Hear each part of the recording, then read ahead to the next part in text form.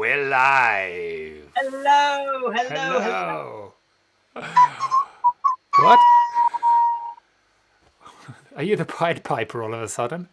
I am. Have you seen any rats lately? I've seen a queue of children outside your door, which is a bit worrying. Yeah, we don't talk about. Don't. Anyway, how is everybody?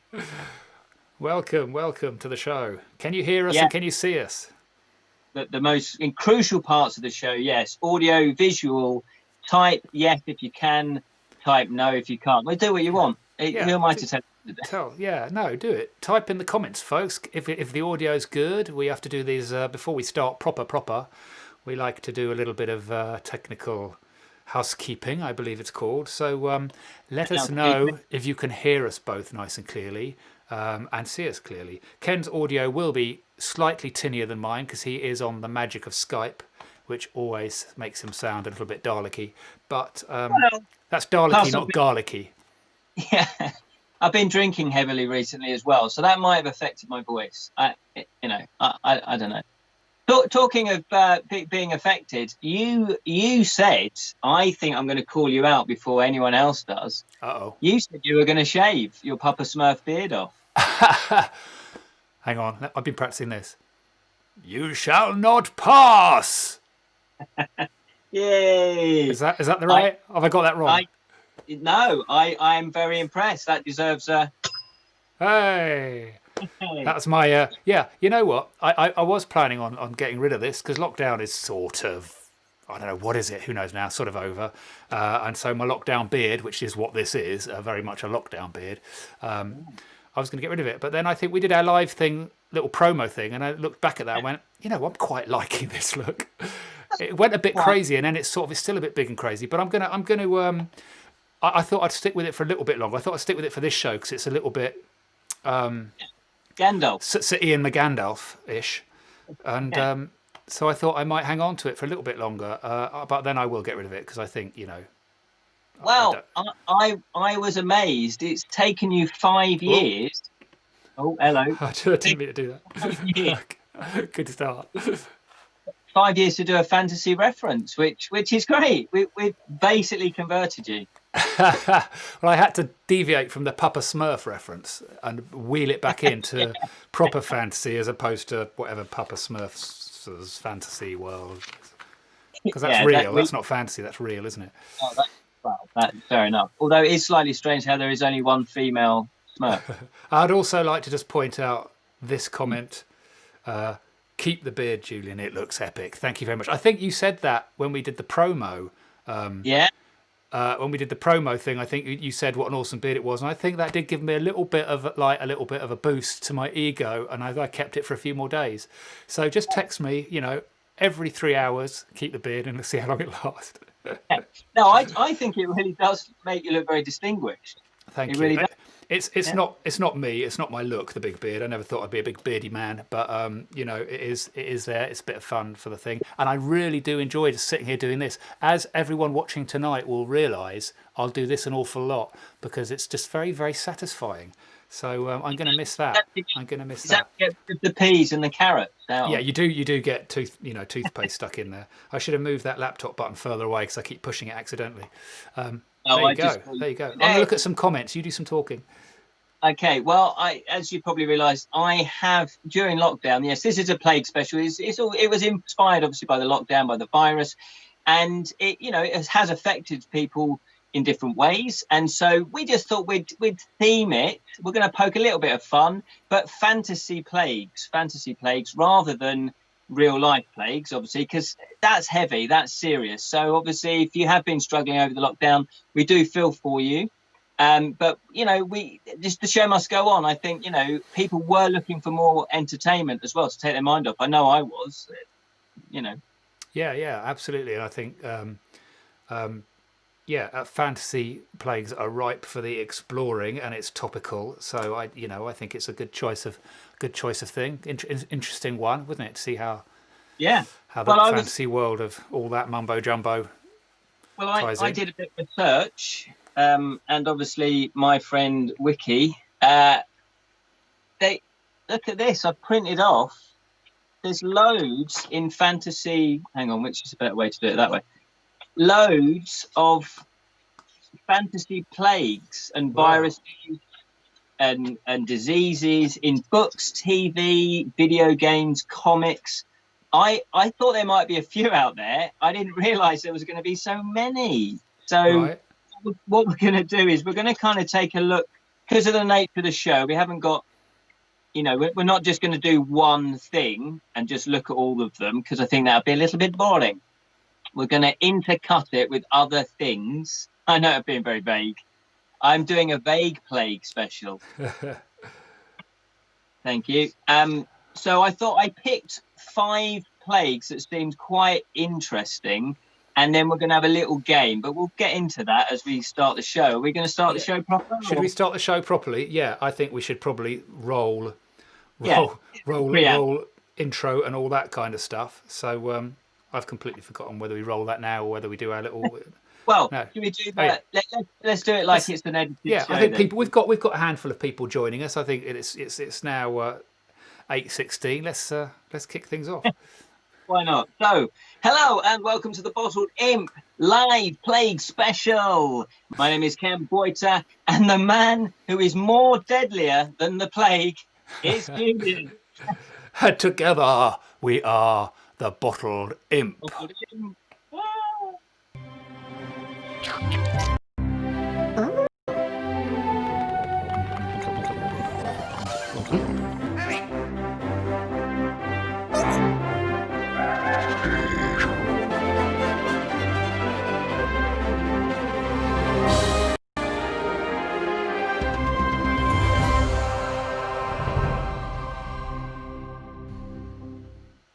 Exploring the realms of fantasy. What? Who was that? Who could that have possibly been with that crazy, crazy big nose? Hey, anyway. There we go. What happened? I just went off to the loo. What did you? What I don't know. there? You went off to do your hair because something's a bit weird going on with your hair over there. Yeah, don't worry about your hair's gone all Kelton. Oh yeah. Is there a bit like that? Well, I think that went well. That was the most complicated bit of the show for me. Yeah, so we did rehearse that bit as well. We rehearsed that all day. There we go. I do love that intro, but it doesn't really work with our lockdown live, because we're not sat behind the desk next to each other with the windows and the stuff. That works nicely for those who have not seen this show before or seen our live show before. That works nicely because that little animation goes into where we normally film live, and that actually it crossfades into us nicely. So there we go. But hey, we're in two little boxes. Exactly. But where are you? That side. And you're that side. There you go. We're like touching. I'm not through that wall. Oh, no, hang on. Oh, my spatial awareness. Hang on. It's strange. Okay. So, anyway. Yes. Welcome. Right. Well, we've got lots to get through, so let's crack on. We were going to do a lots of sections, and one of them was a call out question, because obviously the whole thing is about plagues. And why are we talking about that? Because obviously COVID, and we've been locked down, didn't we? Most countries around the world were locked down, and it was, how do you cope with the lockdown? What have you been up to? So that basically is the call out question. Yeah, my hair is looking a bit. What happened there? So, oh yeah, I thought that graphic was the call out question, but it's not. It just says call out question. But yeah, so call out question. What have you been up to during lockdown? Let us know. So, Julian, what have you been up to apart from growing your fine beard? Oh, well, I've been doing a lot of this, which is it's how one grows a beard. A lot of concentration. But yeah, it's been a funny old time, hasn't it? And it sort of seems so I don't know. It's just so long ago that it all started. But I've done stuff and I've not done very much, because actually it's been very nice to not do very much and enjoy family time with everyone here, and my partner not being at work and me not being at work and the kids being around. So a lot of family stuff and not a great deal of achieving very much. So let me ask you a question then. This is, I mean, this ties in with your, I don't know if I want to spoil it, but your new YouTube channel. Oh yeah. Yeah, but because it's that balance, that work-life balance. So obviously I'm assuming you've enjoyed family life, but then equally you say you've been a bit frustrated or been a bit down because you've not done I think stuff. it's difficult. One thing is that lockdown is one thing, one challenge. Lockdown with a toddler, with a 3-year-old, is a completely different ball game, because you basically, I envy those people who are on lockdown and who have suddenly, don't have to go to work. Maybe they've been furloughed, maybe they're still being paid. Maybe, I know there are a lot of stresses, there are a lot of difficulties that go with it, but actually, all of a sudden, you've potentially got time to do those things you've never had time to. When you've got a toddler, however, you don't have time to sit and watch a movie or box sets all day. You don't have time to sit and write that screenplay or do all those things, because you were very much basically interacting with a toddler and doing imaginative play and doing stuff for them. They're very demanding. Those of you who've got kids will know this very well, or remember, as I'm sure Ken will. But so you're pretty much full on doing that. So it's been quite full on. Actually going to work is a bit of a break. But it's also been wonderful because actually you get to spend really quality time with the family and all that sort of stuff. But yeah, a few creative frustrations, and luckily my partner's very understanding. We make time for doing things like this. We've done a bit of this, and as you say, I've got another YouTube channel which is a little seed of a channel that we're growing, and we've been we sort of threw ourselves in at the deep end by doing some shows and some live shows. Sort of we call them beta shows because it's really just chucking some stuff at YouTube and seeing how we find our feet with it and figure it out while it's sort of the lockdown editions, as opposed to we'd perhaps polish it a bit and make it procrastinate and not put anything out for ages till we got it right. We thought, hey, it's lockdown, let's just put anything out and just go for it. So yeah, it's forced our hand to do that a bit, which has been good. So did you want to say more about it? Yeah, it's not fantasy related or anything, so whether you guys are interested, although I'm pretty sure you guys are interested in other things than just fantasy. We call the channel Mind Spuke. I can go to that here. So it's YouTube. Actually, there's no snappy YouTube handle because you have to have over 100 subscribers before you can have youtube.com/mindspuke. So while we're still on no subscribers or 3 subscribers or 7 or whatever it is, you just have to go to YouTube and search Mindspuke, which is one word. One word. It's actually 2 words, but it's 1 word, I think, in the thing. And so we've just done these sort of live things, and at the minute we're sort of still figuring it out. So it's all completely subject to change, but it's basically the umbrella is creativity, and with a sort of a bias probably towards photography and filmmaking, things like that, because me and my colleague Steve French are both filmmakers and I'm a photographer and stuff. But it is exploring creativity on the bigger scale. And so under the Mighty umbrella, we've got this sub thing called creative therapy, where we sit and we chat, and we'll chat to other people and have guests and stuff talking about creativity and their frustrations and procrastination and motivation and all those sort of things we all struggle with. So that's sort of part of it, and we're probably going to do a vlog part and a sort of documenting making any films we're both currently working on and stuff like that. So it's going to have different sections. There's going to be a thing called Creative Kit, which is kind of a techie thing, but not techie, but how the tech is used creatively and stuff. So not necessarily unboxings and here's a whatever. So there'll be different elements to this whole Mindspuke show. That's the plan. Whether we have the time to pull that off, who knows? Fingers crossed. Yeah. No, honestly, that sounds really good, because I think if you are a creative person, you can sit in your bedroom or in your living room or wherever, and you feel like no one understands you. You feel like nobody can understand what you're going through and the creative struggles, and also the creative joys and the creative highs that you get off it, and why you'd want to be a creative. And it's not necessarily why you'd want to be creative. I just find if I'm not creating, then I get a bit depressed. So it's sort of like a bit of therapy. And that's why, that's why I like your title of creative therapy, because watching your episodes, I kind of go, I know about that. Yeah, I can feel that. And so I think you're going to be tapping into hopefully quite a rich stream of conversation there. Yeah, and I think that's the thing. And I think we've got we do some chats at the moment because of lockdown. We're all doing it like this. It's Skyped in. It's Steve on the other end of Skype rather than being in the studio and stuff. So it is very much just us talking to each other as opposed to getting out and filming stuff and having a little bit more broad content. But yeah, it is. So we have got sort of chats about other things, and we will do other discussions, because it's basically filming us planning the channel and thinking about the channel and stuff, and that will be under the sort of Mindspeak brand. But the creative therapy, as you say, that's going a little bit deeper, I think, and I think it'll be good to interview other people and their struggles, because that's what interests me, because I have those struggles. We all have those struggles creatively, don't we?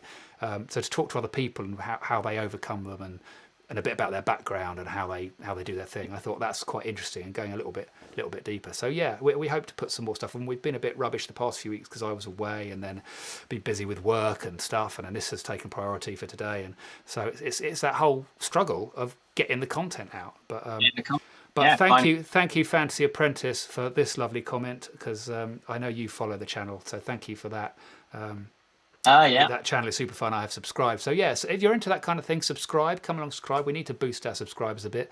It's always nice to know you've got some people watching. And we do live stuff quite a lot, even though there's really very few or no one watching, because actually that's fun and it puts us on the spot, and it means we just get that out there, rather than tweaking it too much.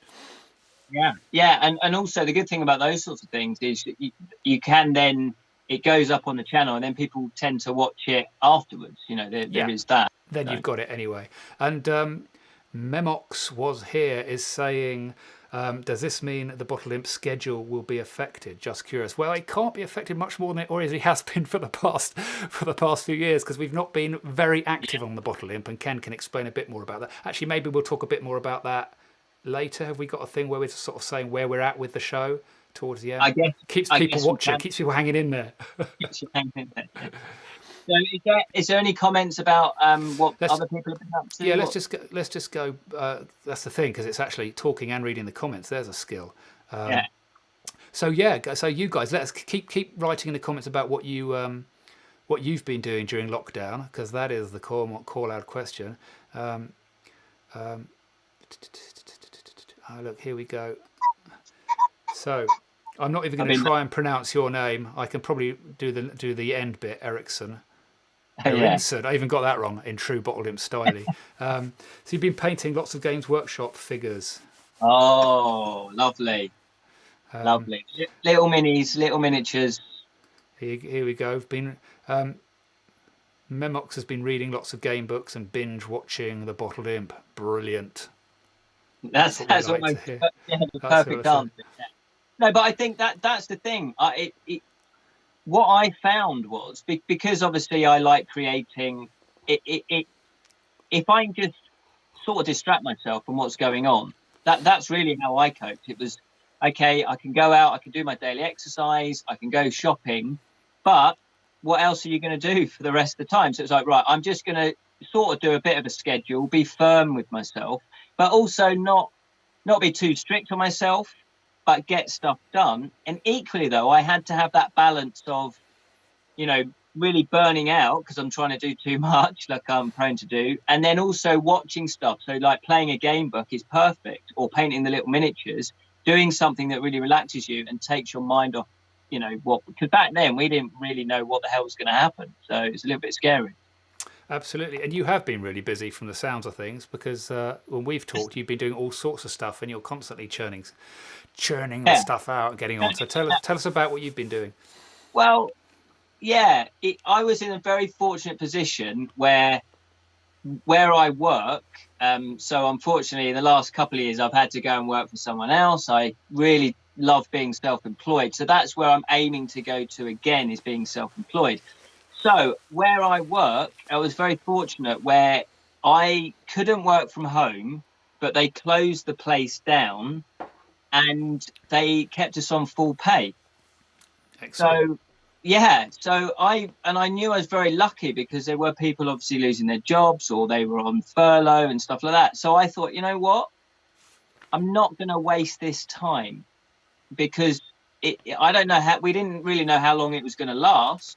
So I thought, I'm just going to plow into it. I'm going to get up, 8 o'clock, be ready by 9 and do a day's work, basically. So I've been working on a project called Mythical Tales from Edra, which is it's a focus on my writing, because obviously, you know, years ago, I don't know if people they know about this. They've been watching the Bottled Imp, but I did write a book called The Legends of Grimace Iron Blood. Hang on, where's the camera? You would have thought I'd know where the bloody camera is. It's that thing in front of you, Ken. I know. And this was, you know, focusing on my writing. Julian will know that I do have a tendency to get involved with lots of different creative stuff. So it was a case of going, right, no, what do I really want to focus on? And what do I really want to get good at? And what do I really want to be self-employed at? So in the end, it was writing. So I've created this Mythical Tales from Edra, and what I also worked out, and it's interesting, is that, you know, being a creative, you've got to work out what makes you tick, what gets you going, what gets you doing the work. And I hate letting people down. So I set up a Patreon account, a web page where people pay. Here. Yeah, have you got it there? Oh, yeah, there you go. There it is. Mythical Tales from Edra.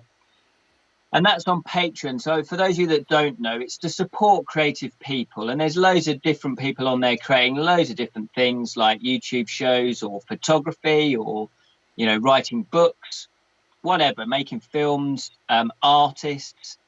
And I thought, you know what, if I've got a monthly deadline and I've got people that are paying for this, I'm not going to let them down. And it's coming up for a year now. And I found that that's exactly what happened. I write a monthly short story. So there's various different rewards, if I can say that word. Monthly short story. And that's anywhere between 3,000 to 5,000 words. Then also I do an audio version. So I then sit about and I record it. I then put sound effects on, a bit of an intro music, bit of an outro music, and try to make it as sort of professional as possible. And I've had really good feedback from both the stories and the audios. Plus, I do a monthly web show, which is sort of similar to this. It's just basically me mucking about, really. And I've been doing a podcast. So obviously in lockdown, it was 3 months. So for 3 months, I had more time to put into all of this. So I do a podcast as well. So I've been interviewing creative people like Ollie Mack, who is a games designer and he's a sort of entertainer. Ollie Murs. Oh, yeah, that'd be cool, wouldn't it? That'd be good for the ratings. I've booked him. You can't have him for yours. Yeah, exactly. Also, recently I've just done a 2-part with Bottled Imp viewer and Mythical Tales from Edra fan and very good friend of mine, obviously Sally,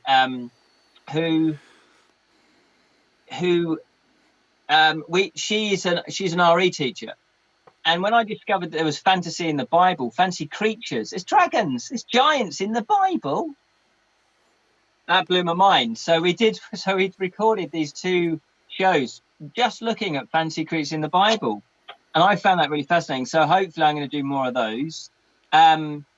And then the other thing is, I've been teaming up with Rich Nairn, and who is the Bottled Imp illustrator. He's fantastic. He's got his own Patreon stuff called Animal Tragic.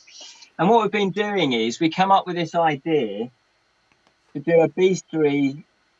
There it is, the bestiary compendium of fantastical beasts. And so to sort of egg on our creativity, what Rich does is each month is he comes up with an illustration, a fancy creature. I don't give him any clues, nothing. No clues. He will just draw one. So here's an example of one of his illustrations. Isn't that cool? Excellent. Yeah. And then I write an entry as though it's a real creature. And I will write to see if it's got magical properties, what its dietary requirements are, where it lives, is it dangerous, that kind of thing. So I created a character called Estrild Blout, and it's all set in my fancy world of Edra, which is where my Legends of Grimace Ironblood book is set. And so what I found is, writing the short stories, it's all set in Edra. Doing that, I'm world building through different ways. And it's really, really, really delightfully satisfying. I can't tell you how satisfying it is, because say I create one character in a short story, I've been writing a fantasy game book as well. Woohoo! And I've thought, oh, I could use that one of the characters in the short story in the game book. So that if eventually you start to read all the short stories and you play the game book, you'll go, oh, hang on, that character was in the game book. That's also in the bottle, in the main book. Yeah. And then it's just like Terry Pratchett. You build a whole world, and I just realised that's how my brain works. So as a creative person, it's been really fun exploring not only the world but just how my creativity comes to life and what makes it really tick. So, super busy. Yeah. I'm gonna just hit some of these. Say, yeah. The other thing that I did that was sounding crazy at the time, and I did a short animation, a 5-minute animation based on one of my short stories called The Glass Princess, because there was a competition that was being run, and I'd never animated before, and I thought, you know what, I do have this extra time. Can I learn a bit of software and do an animation? And I did manage to do it in a month, and I sent it in. I've not heard back. They've not announced. I've not seen that yet, have I? Oh, you haven't seen it? No. We'll have to have a look at that. Hey, Shane, thanks for that. Keep up the good work, guys. Love the channel. That's what we like to hear. Thank you, Shane. We're going to go through some of these comments because go for otherwise, it. Bit of Orcs blood. This is probably the best. The best thing is I've been eating fudge, Christmas pudding, and dancing. Is that Sam? Is that best lockdown life?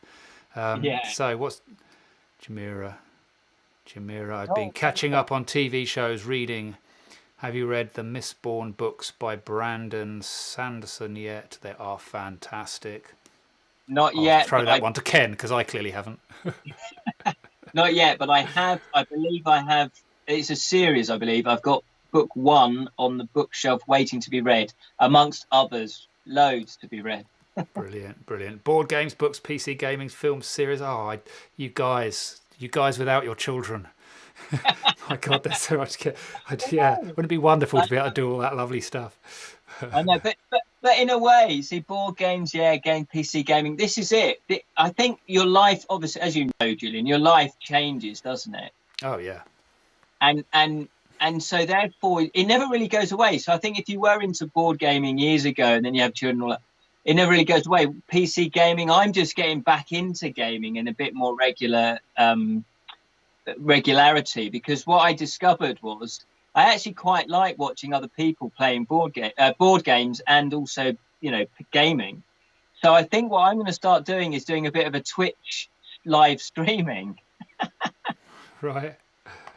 You don't want to go near Twitch. We do Twitch. Twitch is a strange world. I'm still trying to figure out. Is it? Because I've been watching you threat, and it's like it seems very insular.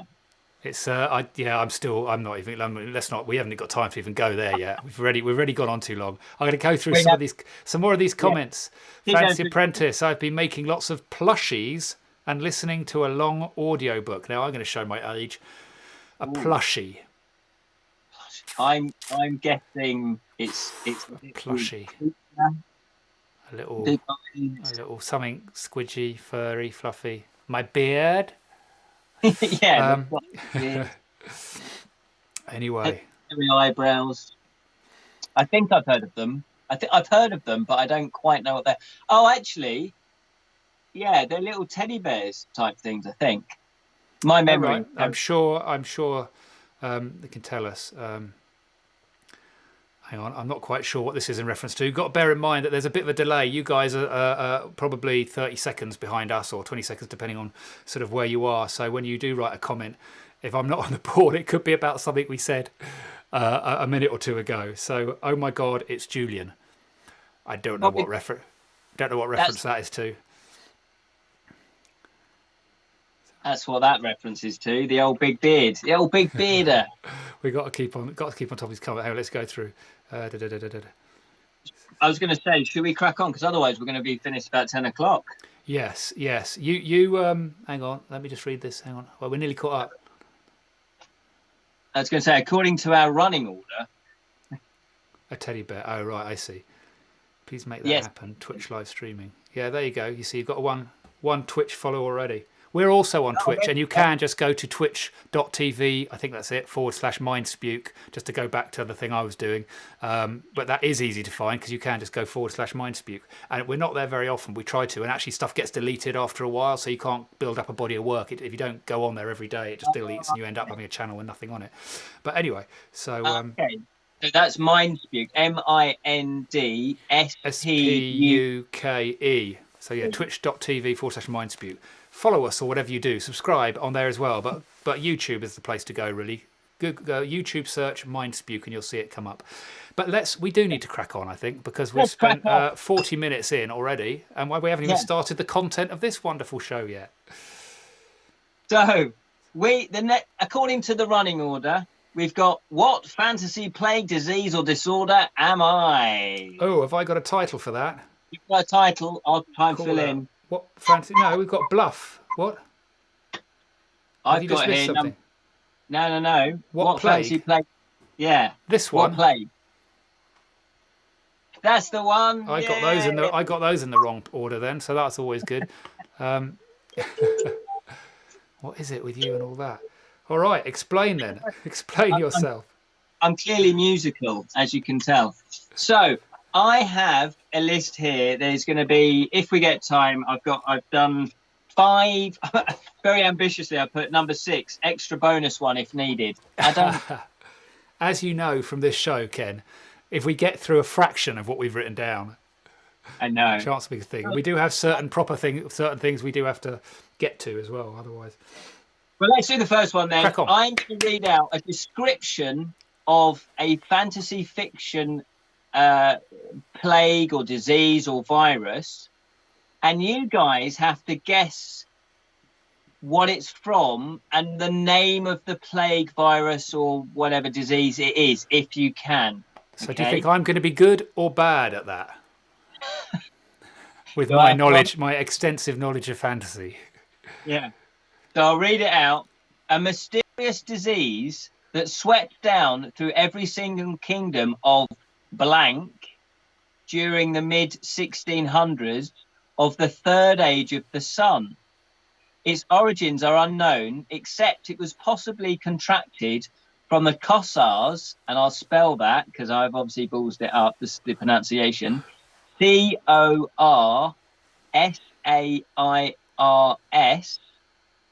So it is possibly contracted from the Kossars who attacked blank in the Third Age, 1634, 2 years before the outbreak occurred.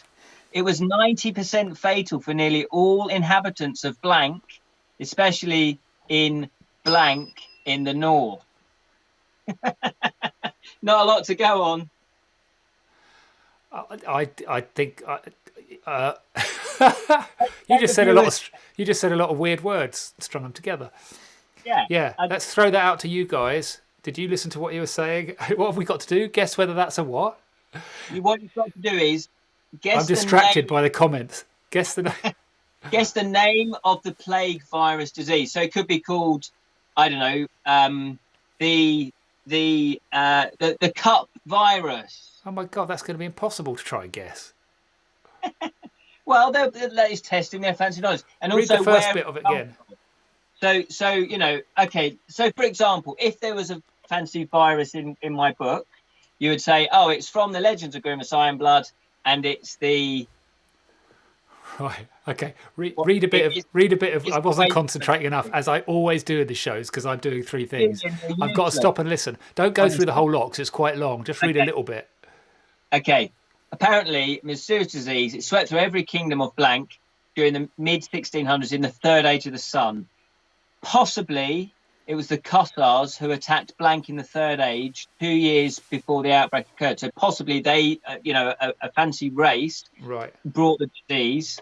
So that's a clue, isn't it? So if we know what fantasy that Cothards, would that give us a clue?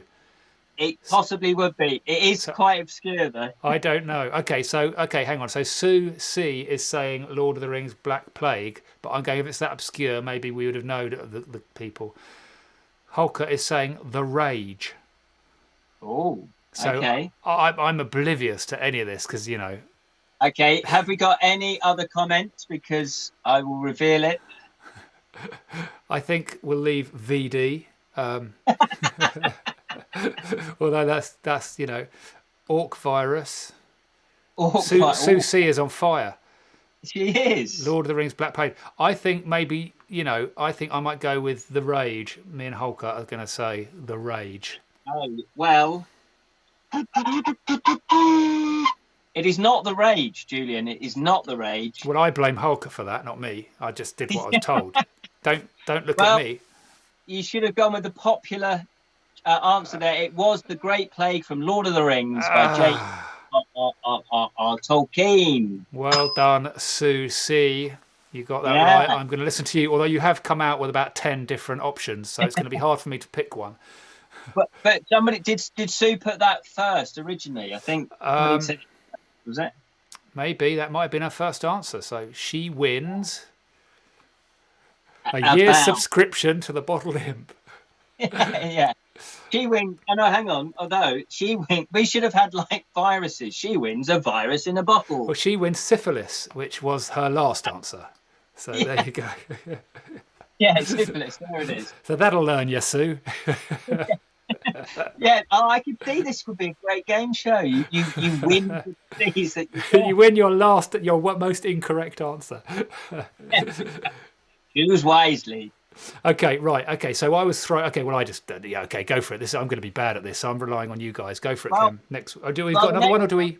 No, we move on. Well, the next one in the running order is we're going to change it up a bit. So we're going to put them sporadically out through the show. Yeah. Just like a virus, we're going to spread it out. See what I did there? I did. The next one is on the running order, Julian, number 6. So you can get the Thank you. What's been your lockdown reading? Yay! Lockdown reading. Did you like that pre-recorded jingle? Oh, yeah. That's lovely. That musical instrument you've got. You love the props. Yes, lockdown reading. We're on lockdown reading already. I thought that was later in the running order. Brilliant. No, yeah. So, Julian, what have you been reading? Oh, shall I go first? Because you're going to go on for a lot longer than me, aren't you? Okay. I am. Right. Inkling, let us know what you've been reading. Over to me. Well, as anyone who is a regular to this show will know, I am the non-fantasy literate person. Don't know much about fantasy. Don't follow it. Don't have a problem with it. Enjoy sci-fi. Do all that kind of stuff. Can watch Lord of the Rings, but don't read it particularly. But if you've watched our last lockdown episode, which was at the beginning of lockdown, I think, is that right? It was near the beginning, wasn't it, Kim? Yeah. Yep. I was reading probably the most relevant book to this channel that I'm ever going to get to, and that was a book called The Magicians. And I think I can put the cover up here. Oh, my system is running slow. That's just brilliant. So this book, The Magicians by Lev Grossman, and what I can tell you now is that I have finished reading that book. Because once again, it takes me quite a long time to read a book because I don't have much time to sit and read because I've got, been clambered upon all the time. But I have actually finished that book. Am I being out of focus? What was it like? So, my one-word review of The Magicians is meh. And I think I said that before. I think when I talked about it, spoiler alert, wrong button. When I talked about it, last time, I think I was saying I'm sort of sticking with it and I'm enjoying it, but it hasn't really grabbed me. I sort of felt like perhaps not coming back to it now and then, but I stuck with it. And what I didn't realise when I started reading it was that it was a book like 1 of 6 or 1 of 7. So it's obviously going to be a bit slower and taking a while to get into it, because if he knew that he was going to write several at the beginning, he's obviously taking his time with it. I sort of didn't know that. I wouldn't have invested in a book that I think was a big series, because I like to read perhaps a one-off, and I'm probably not going to read the rest. In retrospect, I kind of enjoyed it. I kind of got into the characters. It didn't really grab me. It was kind of slow. Nothing. It needed some drama to happen, and there's a little bit of drama. Then it never kind of went back to that, and it carried on. I thought perhaps a little bit clunkily written, so I wasn't too sure. I sort of enjoyed it. I might go back, but when we talk about the next section of this section, I will then continue that and tell you further about about that. So more to follow. Ken, what have you been reading? You're doing it like the book, like a series. Yeah, a series of these. Well, like you, it can take me a little bit of time to read a book. Although having done book reviews, for the Bottled Imp over the last 5 years, I got quicker at reading. But I still like to take my time because I don't really want to miss anything. I want it to soak in. So I have actually finished this bad boy, the old Lord of the Rings. Oh, Yeah, that's wow. Return of the King. That was the one I was reading during lockdown. I have obviously started, I read book 1 and book 2, obviously. And I did enjoy it. I started reading Lord of the Rings book 1 when I was, about 20 odd years ago. And I found it a bit of a slog, to be honest, because again, it's very excellent at world building, but so the way they adapted it for the film was amazing. And I just think actually, if it was now, you'd have to write it how the film did it in order to get published, because it is very slow going. Right, yeah, different time, wasn't it? Different time. But saying that, coming back to it after all these years, I did enjoy it more, but that might have been because I've seen the films. Yeah. And then this time around, I did finish, because I gave up years ago on book 2. So I did finish book 2 and book 3, and I did thoroughly enjoy them. I think book 1 and 2 are better than book 3, I would say. No, sorry, book 1 and 3 are better than book 2. Oh, is that a sort of Godfather thing? Is that what Godfather? I know Godfather 2 was very good, wasn't it? Yeah, but it was interesting because it's like once you power through book 2, what I also found interesting, though, was the differences from the films to the books. That was just more on the geek nerdness. But I really enjoy the world, and I think that's its strength, is that you do actually get engaged with the world building and the world that it's created. So I managed to finish that. Then what I decided to go for was a nice thin book. Yeah. As That looks opposed, like yours. I know. yeah. Oh, As yeah, opposed, yeah. yeah. Yeah, that's what you want, yeah. So this is what I then polished off afterwards. The bit of glare. It is that one there. It's The Slow Regard of Silent Things by Patrick Rothfuss. Rothfuss? Yeah. And now this was very kindly given to me by Kedrick, who is a good friend of mine and also a friend of the Bottled Imp show. He's been on the show quite a few times previously. He's a card game designer and now soap maker. So if you want some soap, go to Harmless Soap. Another plug for him. It's just full of advertising, this show. It's just full of product placement. Now, this is an interesting thing what the author has done here. In his little foreword, his little intro, he's put, if you've never read anything of mine, don't read this. Ah. Well, cheers, mate. Thanks. So I decided to plow through. I ignored his warning. And I can understand why. It's very much a character-driven book. You could say nothing really happens. It's more a series of events. And you follow a character. I don't want to spoil it, but you follow a character in their day-to-day life. And it is engrossing. It's a bit mysterious. You're not quite sure what's going on. And that's part of its charm. I can understand why he says, read my other books first, because that's more what I write. And I believe that this is actually what the main character, well, there is only one character, is a character in one of his books. So I'm quite intrigued now to read when this character actually first turns up. So like me in world building, he's taking other characters and then making them the main character. So right. I've been intrigued with that. Yeah. So I finished that. And then in the last... Oh, right, there's more.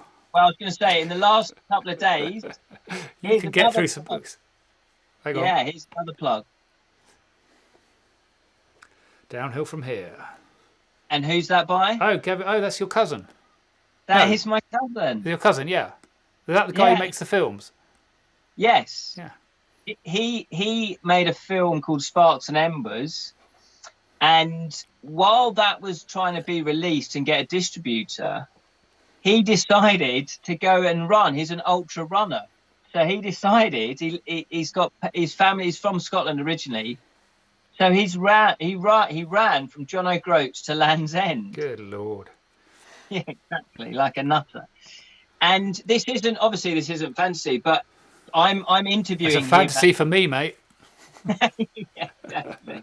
Well, I naturally gravitate to this kind of book, but because it's my cousin and I'm interviewing him for this month's podcast, I thought, well, I'll read. I'll see if I can get.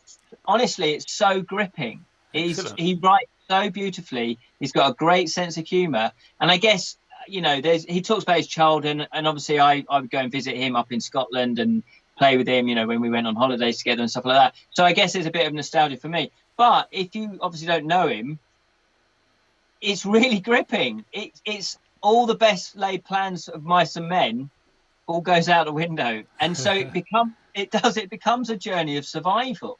And you think, well, but this is like Scotland and England. What could go wrong? What's dangerous about that? But because he's running in countryside, he's running on hills, and he can easily get lost, and anyway, I don't want to spoil it, but yeah, so I thoroughly recommend that. If you're into jogging, you'd love that. So then once I finish that, just on a fancy note, I will be tackling this. This came through the door. This is The Journeyman in Grey. And again, I thought, actually, it's relatively thin, so that's a nice book after the big thick books. And this started out as a short story, because there was we did a review of them. I've forgotten what the short story collection was called, but it's by Owen Wares, and he put together fantasy short story collection. So if you search for the Bottled Imp, there you should see them in there. We've reviewed them. And of course, like any collection of short stories from different authors, you get different voices, you get different quality as well. One that stood out was the Journeyman short stories. So they've done maybe 5 or 6 short story collections. And I'm happy because I did think, I'd love to read a novel about it. And they've done it. They've produced this, and they very kindly sent this to me. So I just want to point that out. I haven't read it. And if I'm going to do a review of it, I am very honest, though. And I do point that out. If anyone sends me anything, be prepared, because I'm not going to, just because you sent it to me, I'm not going to say it's amazing. I will tell you what I think about it. So I'm looking forward to reading that. And that is what I've been reading. Let's move on then. Wow. No, let's have a few comments, because let's get the audience involved. So Fantasy Apprentice has been reading Les Miserables by Victor Hugo. And oddly enough, so has my daughter been reading that. So she attempted to tackle it a while back. And I think during lockdown, she decided to have another go at it. And she's playing through it. She's a massive Les Mis fan. It's a big old book, and also he goes into a massive amount of insignificant detail, explains stuff. So she's just like, oh my god, I've just gone through like pages and pages of talking about the tree or something. I don't know. Is that true, Fantasy Apprentice? So what have we got here? I've just finished Memox. I've just finished The Naked Ape by Desmond Morris. Yeah, that's supposed to be a classic, isn't it? And now I'm onto game books. Mainly you'll know these, sort of The Bastard Elf, thanks to you guys. Oh yeah. That's that game book. Yeah, that kind of adult game book, isn't it? Yeah, it's really good. It's a huge, thick game book, isn't it? And you can play it multiple times, and it is adult themed. And it was one of those things where you go, if you grew up on fighting fantasy, where they're children, they're for children, and I guess people that like nostalgia now, but that one is definitely adult. Do not give it to your kids. And therefore, it's got, if you're into dark humour and twisted humour, you'll love it. It's really good. Yeah. Brilliant. Sorry, I was just reading comments. Yeah, I think we need to move on. Crew already. It's like nearly 9 o'clock already, and we've got so much to cover. Well, our next section, Julian, is this a little treat for our viewers? A little off-piste treat coming up? I think it is. Now, I've got a little bit of. This might need explanation. Yeah, I was going to do a smooth, slick segue into it. So bear with me. Right, here we go. He'll understand it. So we're doing fancy plagues. Salem witch trials. What's that got to do with plagues and all of that? Well, the Salem witch trials, for those of you who don't know, is a series of hearings and prosecutions of people accused of witchcraft in Massachusetts between February 1692 and May 1693. More than 200 people were accused of being witchcraft. 30 were found guilty, 19 of whom were executed by hanging. 14 women And the little known fact, 5 men. 5 men. The other man, Giles Corey, was pressed to death for refusing to plead. Pressed to death? Yeah. Good Lord. And at least 5 people died in jail. So this guy, he took the Fifth Amendment and said, actually, I'm not telling you yes or no if I'm a witch. And they went, well, okay, well, you're going to die anyway. I mean, what sort of justice is that? Now, this is the clever segue. There was medical theories about the reported affliction. So, was it really witchcraft? Who knows? There are medical and psychological explanations over the years that people have come up with. Now, some have said that it's a psychological hysteria in response to Indian attacks, because obviously there was still Native Americans, Native Indians that were attacking colonial places. So it could be the hysteria. Another one was it could be sleep paralysis. Can never say that. Paralysis. There we go. Sleep paralysis. Yeah. Oh, you broke up.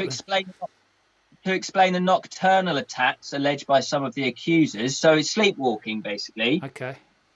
And other people have just put it down to just jealousy, spite, and the need to explain, and the need for attention. So they were just doing it out of jealousy and spite. But here's the clever segue. God, it's got to come sooner or later. I've heard that often enough. Anyway, keep it clean. Keep it clean. It could be, there is a theory, it could have been caused by eating rye bread made from grain infected by the fungus. Now, I can't pronounce this, obviously. Claviceps pereira, which is a natural substance from which LSD is derived. Okay. So let's roll it. I've forgotten what we're even talking about. Roll VT. What? You're not even going to introduce it? What it is? Well, it's up to you. You introduced it then. Was that a segue into this next item? Because that doesn't make any sense to me. Maybe I wasn't listening. Well, you weren't listening. I'll read it again. No, don't read it again. That went on forever. No, okay. But this is by eating. So people could have eaten infected fungus that was put into the rye bread that made them have illusionary visions, and that is why they thought people were flying, or they saw cats, humans, that kind of thing. I thought you might want to say what people are about to see, but we'll just go in cold, shall we? Yeah, we're going cold. Why not? Okay. You figure it out. Enjoy. See you on the other side.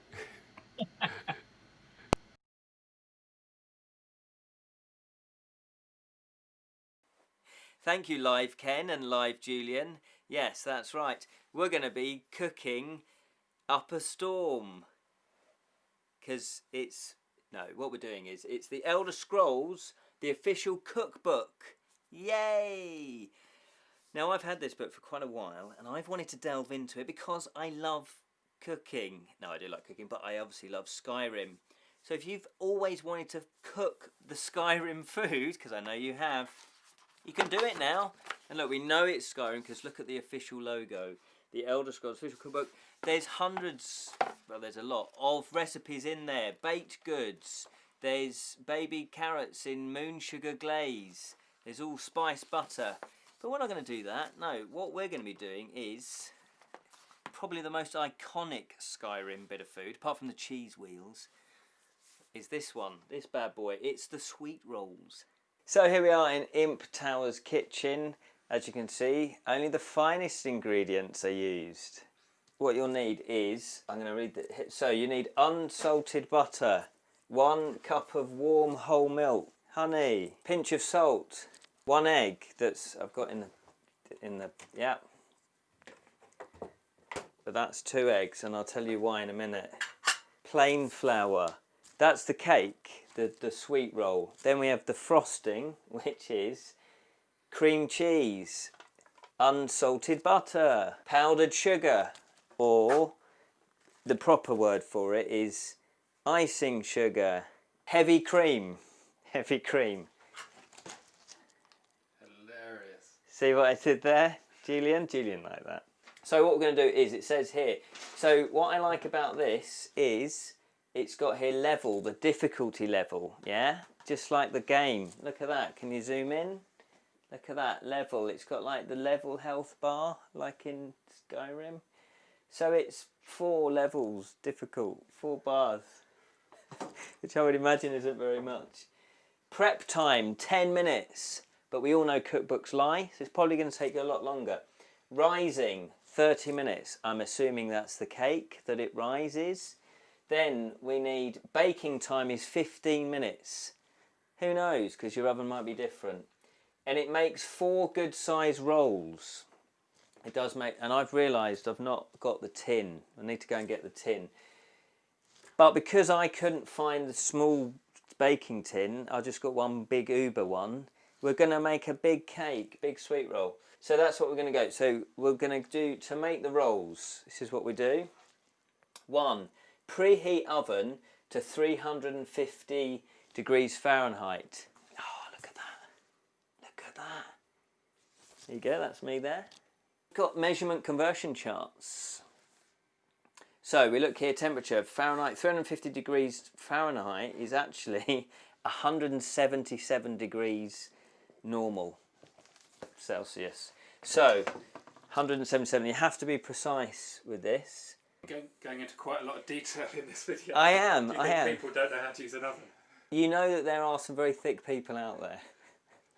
No, I want to make it comprehensive. This video has to be fairly brief. It can't be an hour long. We'll edit. Julian, that's where you come in.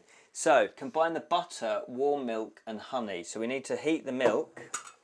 I don't know how much, I've just put... Now what I'm going to do is I'm going to double all the ingredients. Back in the day when I used to cook cakes, I used to get a cup, for example, thinking that's what they meant. They don't. They don't. If you've never cooked before, they've got their lingo, their language. Look here, cups, they're actual measurements. Look at that, 1 cup, that is 1 cup. Take one of these, and I should have poured that in there really, shouldn't I? So I'm assuming I might have a bit more, but we'll put, that should be 2 cups. With baking, it doesn't have to be exact, does it? No. It's still very rough. Not It's at all. not like other cooking has to be really that, but baking is notorious for being just winging it. You can slap it in, it will work. You see, this is the great fantasy cake-off, TM.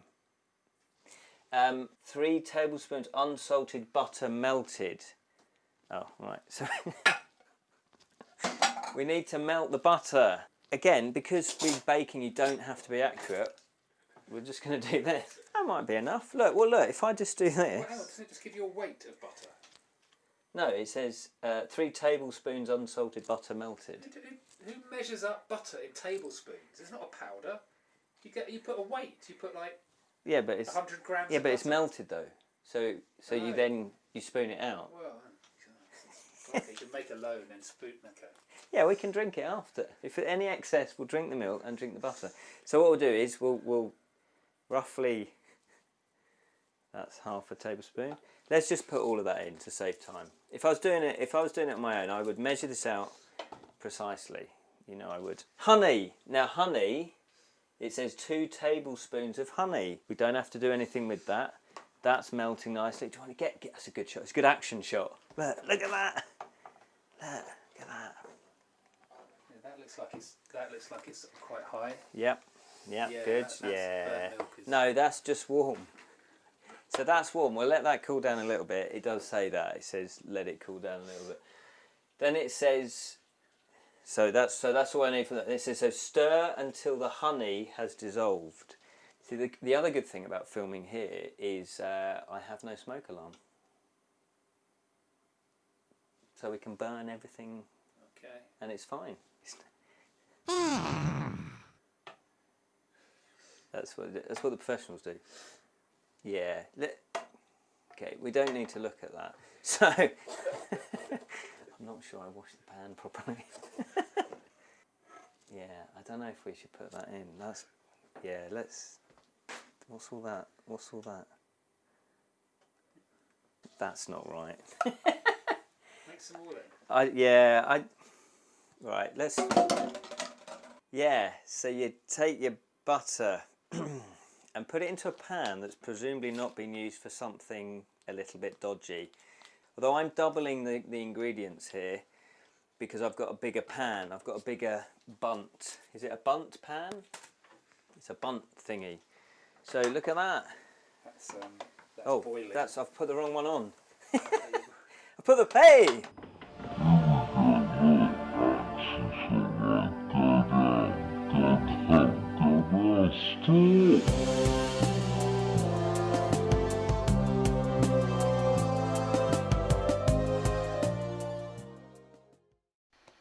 So there's that.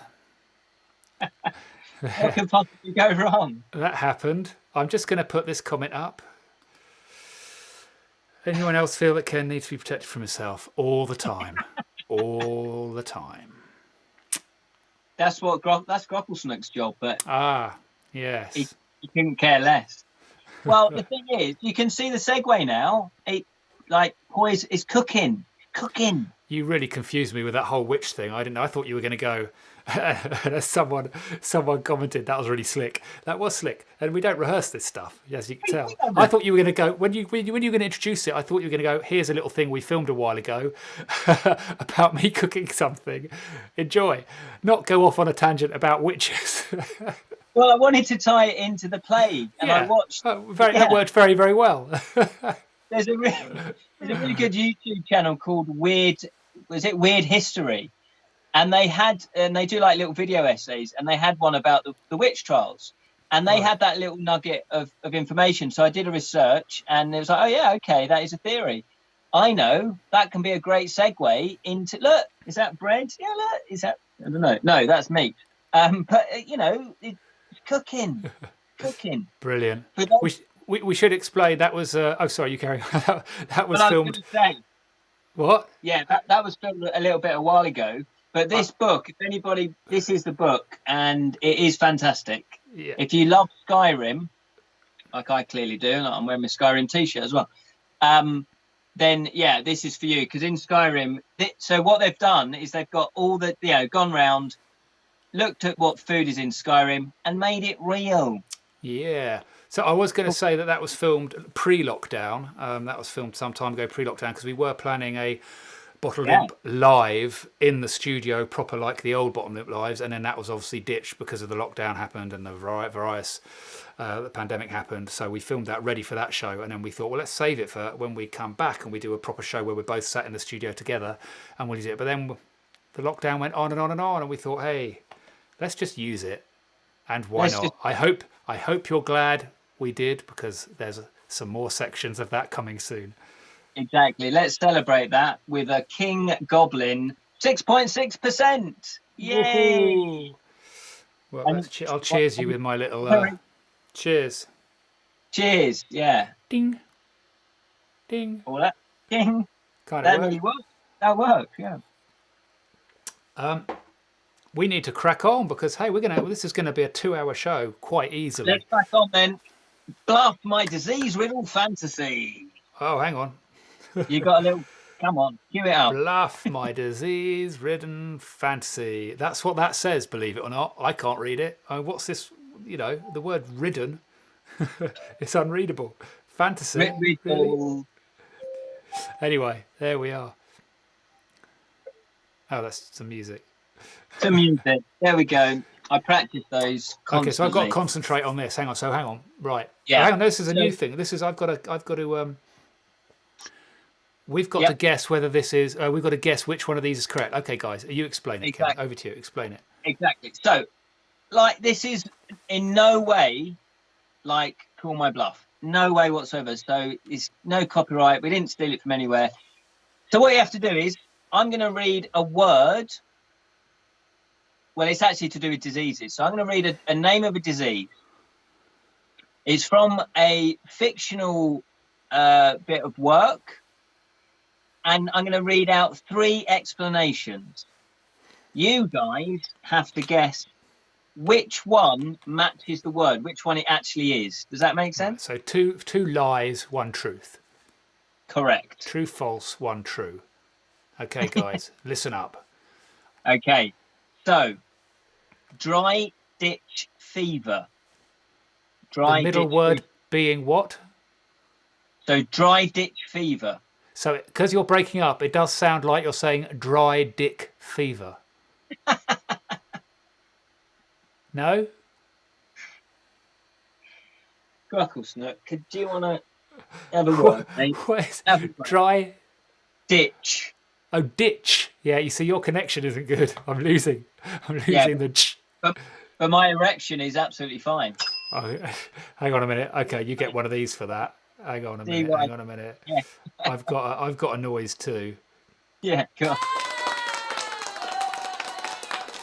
You can't hear that, but I they can't can. quite hear that. No. Okay, so dry ditch fever. Is the real explanation for this? Number one, is it a deadly disease causing weakness, hot flushes, chills, and dizziness? The victim is usually bedridden until eventual death. The only known cure are flowers of ice tor boiled in spring water. Or is it number two, a rare disease only contracted by cats? Its symptoms include a voracious appetite, a craving for Hawaiian food, listlessness, crankiness, and a compulsion to wear Hawaiian shirts and hula dance. Or is it explanation number three, also known as the clench, due to the victims clenching their stomachs? Dry ditch fever was created by the terrorist mastermind Ra al Ghul, and it swept through Gotham City and killed a large chunk of the population. Batman and his allies were eventually able to find a cure. Well, there's very, very little chatter on the comments, so I may have to go alone on this one. Come on, guys, Yeah. what do you think? Because Help Julian out here. try answering, because there is this delay. So let's just give them a moment. I'm thinking. Was the second one about cats? Yes. Dry The second ditch fever sounds like it could be a cat-related thing. Okay. So why is B? Yeah. Hang on. Why are the comments not coming through? Oh no, hang on. I've got some error happening. Uh-oh. There we go. They've suddenly come through. Yeah, Fantasy Apprentice is saying B. I'm feeling option 1 is true, Shimmering Breeze. Okay, and 3. Oh, so we've got everyone is just saying 1, 2, and 3. So that's not much help. I'm going to have to. Oh no, there's a whole load of comments just suddenly coming through. Oh, okay. The The first bombarding. I've got 2 different things. They're happening quicker on here than they are on my system. Definitely. I think dry ditch fever is number 2 suggesting it's a cat disease. Yeah, it says so. Number 2, it says a rare disease only contracted by cats. Yeah, so ditch fever, that's going to be a cat thing, isn't it? Because cats live in ditches and stuff. Am I being too, guys? Do you not think? I'm Definitely doing my could be 3 clenched buttocks. Yeah, Susie's liking the clenched buttocks, but then I don't expect anything less from Susie, to be honest, judging by her behaviour in tonight's show. Number 5 is Braden Moruski. Thank you for that, Braden. Number 5. There was not a number 5. So he's just taking advantage that I'm drinking 6.6. yeah, way too specific. Yeah, maybe. Memox is saying. So what are we going for? I don't know. My instinct is 2. So I've either got to go renegade and alienate the fan base, or I can't go for any of the others because everyone's just coming out with everything. So I'd have to pick one, and I can't remember any. So I apologise, Memex. I'm going to go with number 2. Number 2 is going number 2 to... true or false? Number 2 is false. Yeah, way too specific. Well, you were right. It's easy for you to say that now. Number 2 is actually called Hawaiian cat flu, and it's from Garfield. From Garfield? Yeah, it's actually from Garfield by Jim Davis. Yeah. Oh right, okay. So do we just try again? Well, okay, go on then. You got 50-50 now. This is like who wants to be a but it's just zillionaire. so we, yeah. Holker, I'm just reading the comment, I prefer Dick from Holker. So we're going to put that down, Holker, to the delay and the fact that that was relevant at some point earlier. I think I know what that was relevant to. But you don't just want to be banding that kind of talk around. Okay, so what are we saying then? I can't remember what the other two were, to be honest. The first Don't one read them all again, just sum them up with 3 words. Yeah, I'm going to sum it up. The first one was it causes weakness, hot flushes, chills, and dizziness. And the third one with Gotham City, Batman thing, wasn't it? Third one was the Batman, the clench. Okay, I'm going to go for number 3, the Batman one. Let's go for number 3. Number 3 is false. Oh. Now, I'm normally quite good at these. I think I've got a really good track record on another game we used to play. So, yeah. What was it? Number 1 was? So, number 1, dry ditch fever is a deadly disease causing weakness, hot flushes, chills, and dizziness. The victim is usually bedridden until death. The only known cure is flowers of ice tor boiled in spring water. I thought that may be a slight clue for people that have read. It's a book by Brian Jacques, and it's called The Salamanderstrom. I've not Never heard of it. Well, Brian Jacques does do. I've heard of Brian Jacques, but I've not read any of his books. He's on the list of fantasy authors to read. So there you go. That is number 1. That's what it was. Wow. So well done to people that got that right. Julian, that was Bluff My Fantasy. That was Bluff My Exciting Fantasy. stuff.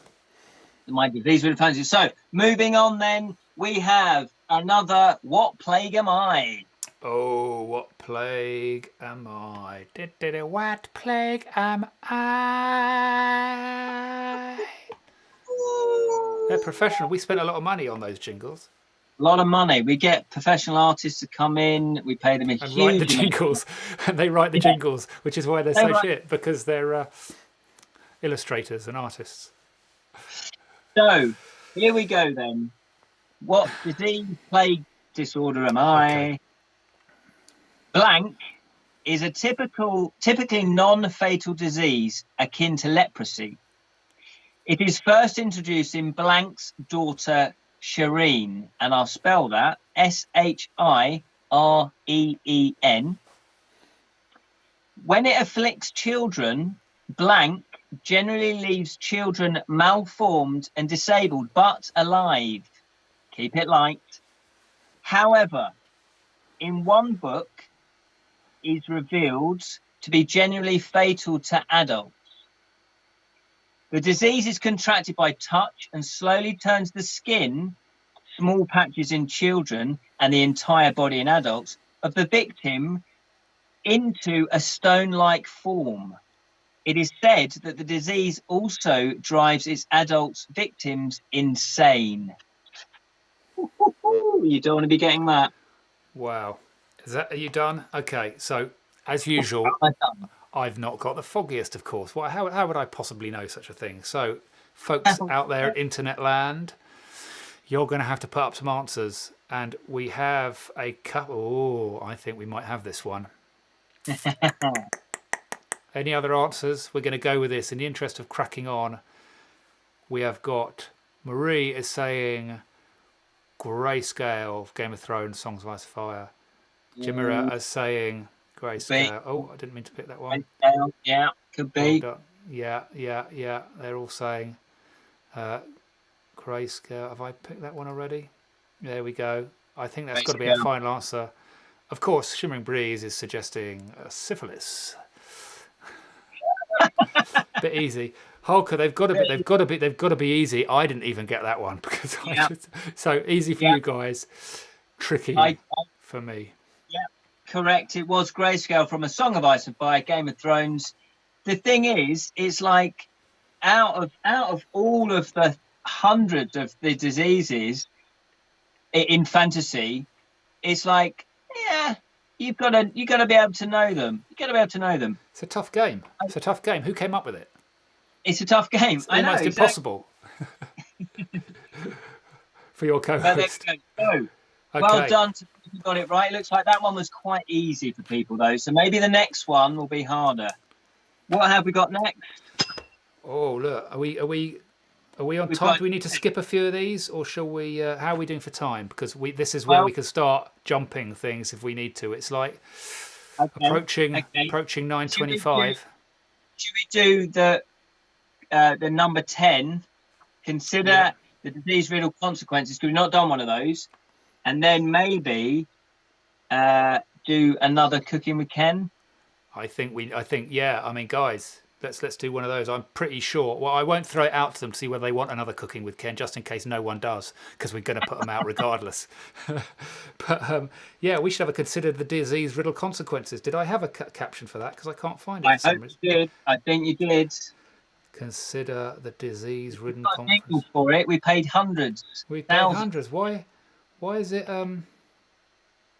Oh right. Oh yeah. Oh, that's this. Yeah, we've not done one of these. That's because Yeah, consider the disease-ridden consequences. Good. that was money well spent. Okay. I'm enjoying these sound effects that you can't hear, Ken. So here we go then. Consider the disease-riddled fancy consequences. So, would you rather be in a real life version of The Walking Dead? Ding. Yay! Now, for those of you that don't know, The Walking Dead is a group of survivors led by police officer Rick Grimes. They travel in search of a safe and secure home after a zombie apocalypse spreads across the USA. Or That zombie there's got very good teeth for a zombie. She has she got brushed, good teeth. They cheaped out on the teeth thing there. Okay. oh, or would you rather be in a real life version of I Am Legend? Or if you're Oh. dyslexic, I Am Legend. Now, again, for those who don't know, it is Robert Neville appears to be the sole survivor of a pandemic that has killed most of the human population and turned the remainder into vampires that largely conform to their stereotypes in fiction and folklore. They are blood-sucking, pale-skinned, and nocturnal, though otherwise indistinguishable from normal humans. So we've got to decide which one we would rather inhabit. Rob, so Which after world? tonight's show, we go out, we might go out to the shop, or in the morning we wake up and, oh my God, we're in The Walking Dead, or oh my God, we're in the I Am Legend world. Okay. Well, I can actually partake in this event because I do watch Yeah. The Walking Dead and I have read I Am Legend and I've also, I'm pretty sure, seen the film. Now, And they're both very similar, aren't they? you've shot a bit of a zombie film Oh, and yourself, haven't I've you? been involved in some zombie films myself. Yeah, it's interesting because they are very similar. The difference, if I'm remembering correctly, Yeah. would be that in The Walking Dead you can, you've got friends, you've got other people around you. You can get together with a community, build a community, rebuild life somehow, get on top of these zombies and sort them out. I Am Legend, if I remember, the guy was pretty much on his own, wasn't he? There was was, very yeah. very little other people, if any. Yeah. So I think Yeah. it's probably, and then other than that, outside of that, I think it's pretty much the same. They're zombie, dead things, whatever, coming at you, trying to kill you. So I reckon it's got to be Walking Dead. They're pretty easy to kill off, aren't they? And basically, as other than the fact that humans turn on humans, the living humans keep having battles, which annoys me because I'm pretty sure in that situation you'd all get on like a house on fire and just battle the bloody dead people. But I'd like to think so, although too much conflict between people who are alive. yeah, but they might be. Yeah, but well, as we've seen, you break into your supermarket and steal or buy as much toilet roll as you bloody well can. Yeah, exactly. Yeah, actually, I have been out there killing a few non-dead people because they had the loo roll in this situation. But I like your thinking there though, because it didn't cross my mind. Because I thought, well, maybe the I Am Legend. Would you have more of a chance? Because he's just bolted up in he just protects one house. Well, if you're going to go by the fact that in Walking Dead, the living turn on each other and end up killing each other anyway, then you might be better off without any other living and just tackling the things. Let's just see what's going out here. Mimic saying I'm Legend. I don't fancy wearing entrails. No, I don't fancy that really. But I'm thinking, I Am Legend, have you seen the Vincent Price film version of this? Oh, no, I haven't actually. But I That bet was the that's good. A first Hammer. version. Is it? A Yeah, Hammer film. I want to see that because I haven't seen any of the film versions because I love the book of I Am Legend so much. I didn't want to spoil it by watching the film, Yeah, but so here's a good point. Gamera, Gemera, I don't know how to pronounce things like you can. I've got to use it. yeah, It's saying in the book version they're kind of intelligent and can speak. So if you do get the bitten there, you've perhaps got a better. You're not as just the zombified, you know. yeah, I am yeah. legend. Good I point. mean, we haven't got time to go through all these wonderful comments that we're getting. So this is Read let's one just go more. over this. Yeah, okay. So I Am Legend would be good. Consider you can't turn into a vampire if you get a scratch, but the loneliness might suck. Yeah, it's tricky. It's a clever one. Do we get to decide if we are zombies or humans? I pick that I am. So it'd be less That's a good haunting. point. I think we're alive. I'm taking this as we're alive, and you know at this point, I done I'm it from a human point of view, but that's a good point. yeah. If you want I to be think a zombie, I'm probably going to have to go for The Walking Dead, just because you know once you've got yourself hauled up and built your big wall, and if you don't encounter nasty other living characters trying to bully you all the time, like old what's his name? Who I'm a bit I'm a season or two behind, so I don't want to get into the delve into the details, but no spoilers. I I've think not seen any of them. yeah, I think Walking Dead I'm going to go for. Going for Walking Dead, I'm Yeah. probably going to go for I Am Legend, Oh. only because I don't know, maybe it's more to the fact that I haven't actually seen The Walking Dead. But if you're saying that humans turn on humans, yeah, I don't want it. Well, they I do in mean, some episodes, but they've also good communities, and there's people who've got wonderful lives, and it's just like they've built this little village all to themselves. It has to go wrong. It's because they've got cameras following them around. It's a TV series. They have to turn on each other for drama. Otherwise, it'd just be boring. It's like a soap opera of them all getting on with it, and all the zombies being outside the wall. So, you me know, and Grock season 9 or 10, they've got to string it out somehow. me and Grocklesnook will start a new race. Ooh, I've got an image. No, I've got an image. Move on. Let's quickly move on. So, do you want to do the VT? Do you want to do more? I think you know the guys out there are definitely wanting to know what's going on. I want to know. I can't remember what happened. What's happening next in Cooking with Ken? Cooking with Ken. It's the Great Fantasy Cake-Off.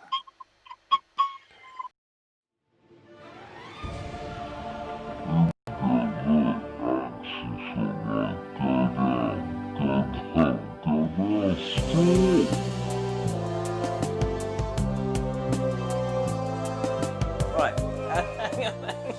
Right. No, that's fine. It's all part of it. It's just like you're in Skyrim. It's like you're in Skyrim. It's fine. But that's fine. It does say to do that. So we know that's warm. So what we do is we'll pour this in here. We'll let it cool down in here, because then there's no way that's going to heat up again if it's in there. I think it's going to be fun to clean. Yeah, let's put that in there to soak. I don't want to get ahead of myself, okay? Because I've never baked whilst trying to present a show. And it's harder than it looks. So look, we've got our, yay! Look at that. That's the milk. That's the melted butter. So 2 tablespoons. So I'm going to put, these aren't tablespoons as we've established. So drop, and then, oh, no, let's just do that. So you put 3 tablespoons, 4, 2. So I'm putting 4 in. Mix it all together. What's that? Hang on. That thing? Yeah, well, I think it might come from the pan. Right, no, look. There you go. We'll get rid of that. Here we go. The exciting bit now. We're going to add the salt. It's a pinch of salt. Don't get this wrong, please. You're pouring that pinch into your hand. Yeah, exactly. Look, pinch of salt. But we're doubling the ingredients. So a pinch of salt. And the yeast. So the yeast, fast action dried yeast for a perfect rise. 2 teaspoons of active dry yeast. I'm doubling the ingredients, so remember. Oh, how can I pour that without that one? Don't pour it over, you've just poured loads in there. Let's do that. What? Yay! That is Look, a huge no, amount of yeast. yeah, but it's a big cake. Put about 10 teaspoons. You want it to It's going to be a rise. lovely bit of bread you're making. But it is. It's a sweet roll. It is a bread type cake. It's all getting stuck on there. How do they do that? Now, this is a slight roulette game because I don't quite know how long these eggs have been in the fridge. Oh, hello. There, look at that. That's professional. Years of opening eggs. Then we do that again. And the flour. So that's going to get a bit messy. What we're doing? Flour. Flour. Look, we've got flour. 2 cups. 2 cups. I'm glad someone's listening. I'm going to drop it. Okay, that's 2. But we're doubling the ingredients. See? See, Mary Berry? This is how you do it. Jump cut. Do you do jump cuts, Julian? You don't like jump cuts, do you? Right, here we go. Oh no, look, this is working. This is working. Oh, it's quite difficult. Really dig in, that's my advice. Cooking tip number 8, really dig in. Is that smooth, Julian? Right. So this is good? Yeah. Well, no, I'm not going to say good. Let's not ramp it up to good. I snorted. Did you, what, into the cake? Yeah. No, not into the... I didn't. Okay. All right, we'll go with that then. So, when you get it to that consistency, and that has been... I've had a team of bakers analyse the footage, and they've said, yes, that's perfect consistency. You add some mead. What? Yeah, it's 14.5%. I'm driving. Driving me crazy. Spoon evenly into 4... Evilly? Evenly. Evilly. I'll get you all.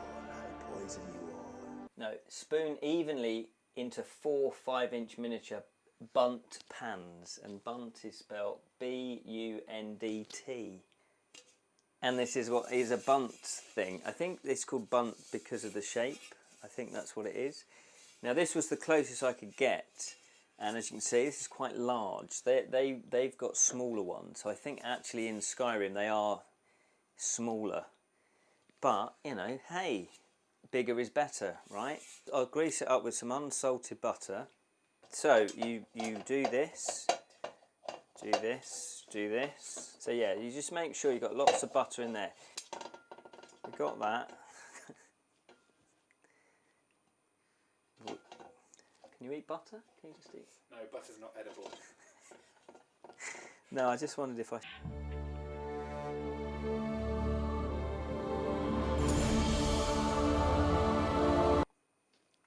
Oh God, right, I wish I hadn't done that. Yeah, allow to rise for 30 minutes.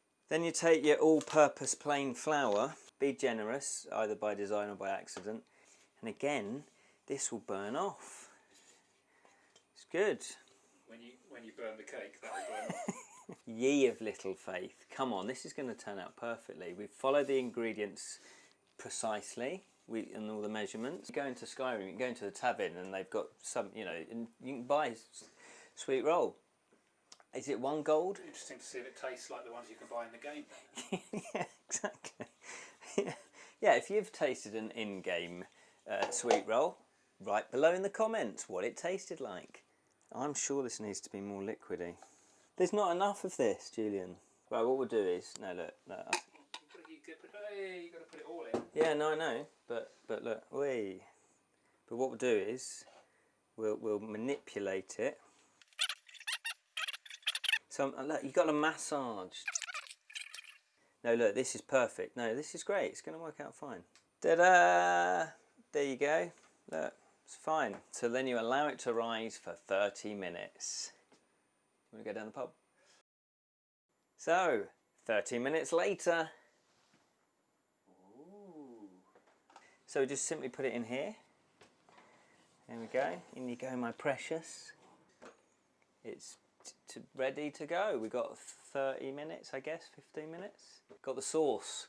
2 tablespoons of cream cheese. So we're doubling that, so that's 4 tablespoons. Level tablespoons. Right, so put that all in. Okay, so then we need more butter. There's a lot of butter in this thing. Just as well I'm not on Slimming World or anything. That's like 1, but then we're saying, oh, we want to double it. Silver spoon icing sugar. Half a cup. Haha, we have a proper, we've actually got a proper measuring thing. 1 cup. Oh, so I could have just used the 1 cup. But the 1 cup's dirty. It's best to use clean implements. I find that in life in general. Oh, no, right, so there you go. So cream together. So we've got to cream this together, and then we're going to add the heavy cream. Oh, it's going to go everywhere. Look at this. So, no, but look, that's good. Look at that. That is creaming together. You want it nice and creamy. God, it's hard work, this. Can we get someone else to do this? Can we just cut and then... This is it. This is top tip number 402. This is creaming together. Just batter it into submission. Look at that. Look. Yeah? That's Julian. Help. Is it creamed? Is that... What do you reckon? Gradually add enough heavy cream to get a smooth icing that barely runs off the spoon. That barely runs, so it's sort of nice and thick. I don't know, creamy. Oh, so we put it in. So we'll put that in. Oh look, no, it is good. You can see the lumps a bit more now. So it just said sort of, so it runs off the spoon, like, but not like a liquid.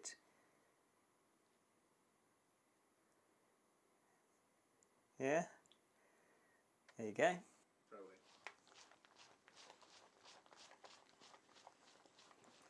Yep, so basically cream it until your arm falls off. Get that on a t-shirt. Is that your latest video? Yeah.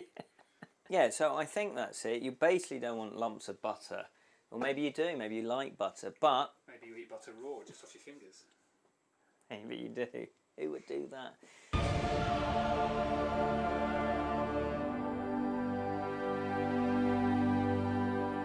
Now this has been in. Oh, it's been in for a little bit longer than. Yeah. I mean, is this the big? This is the big. Yeah. Okay. So right. So yeah. Here we go.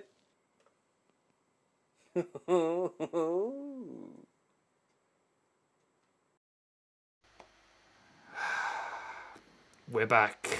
There we go. It's There we are. exciting stuff. Will we live or die? Yeah, I mean, cooking is a dangerous thing, as I am proving. What did you think of the show? Will our eyes bleed? Yeah, exactly.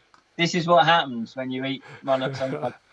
Hey, there we go. Hope you're enjoying Cooking with Ken, the new show.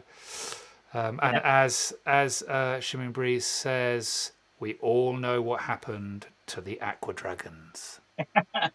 I don't know what you're talking about. I don't know what. Shut them down. Shut them down now. Silence them. Get the lawyers to them. I don't know what Aqua. What? Yeah. Moving on. Moving on.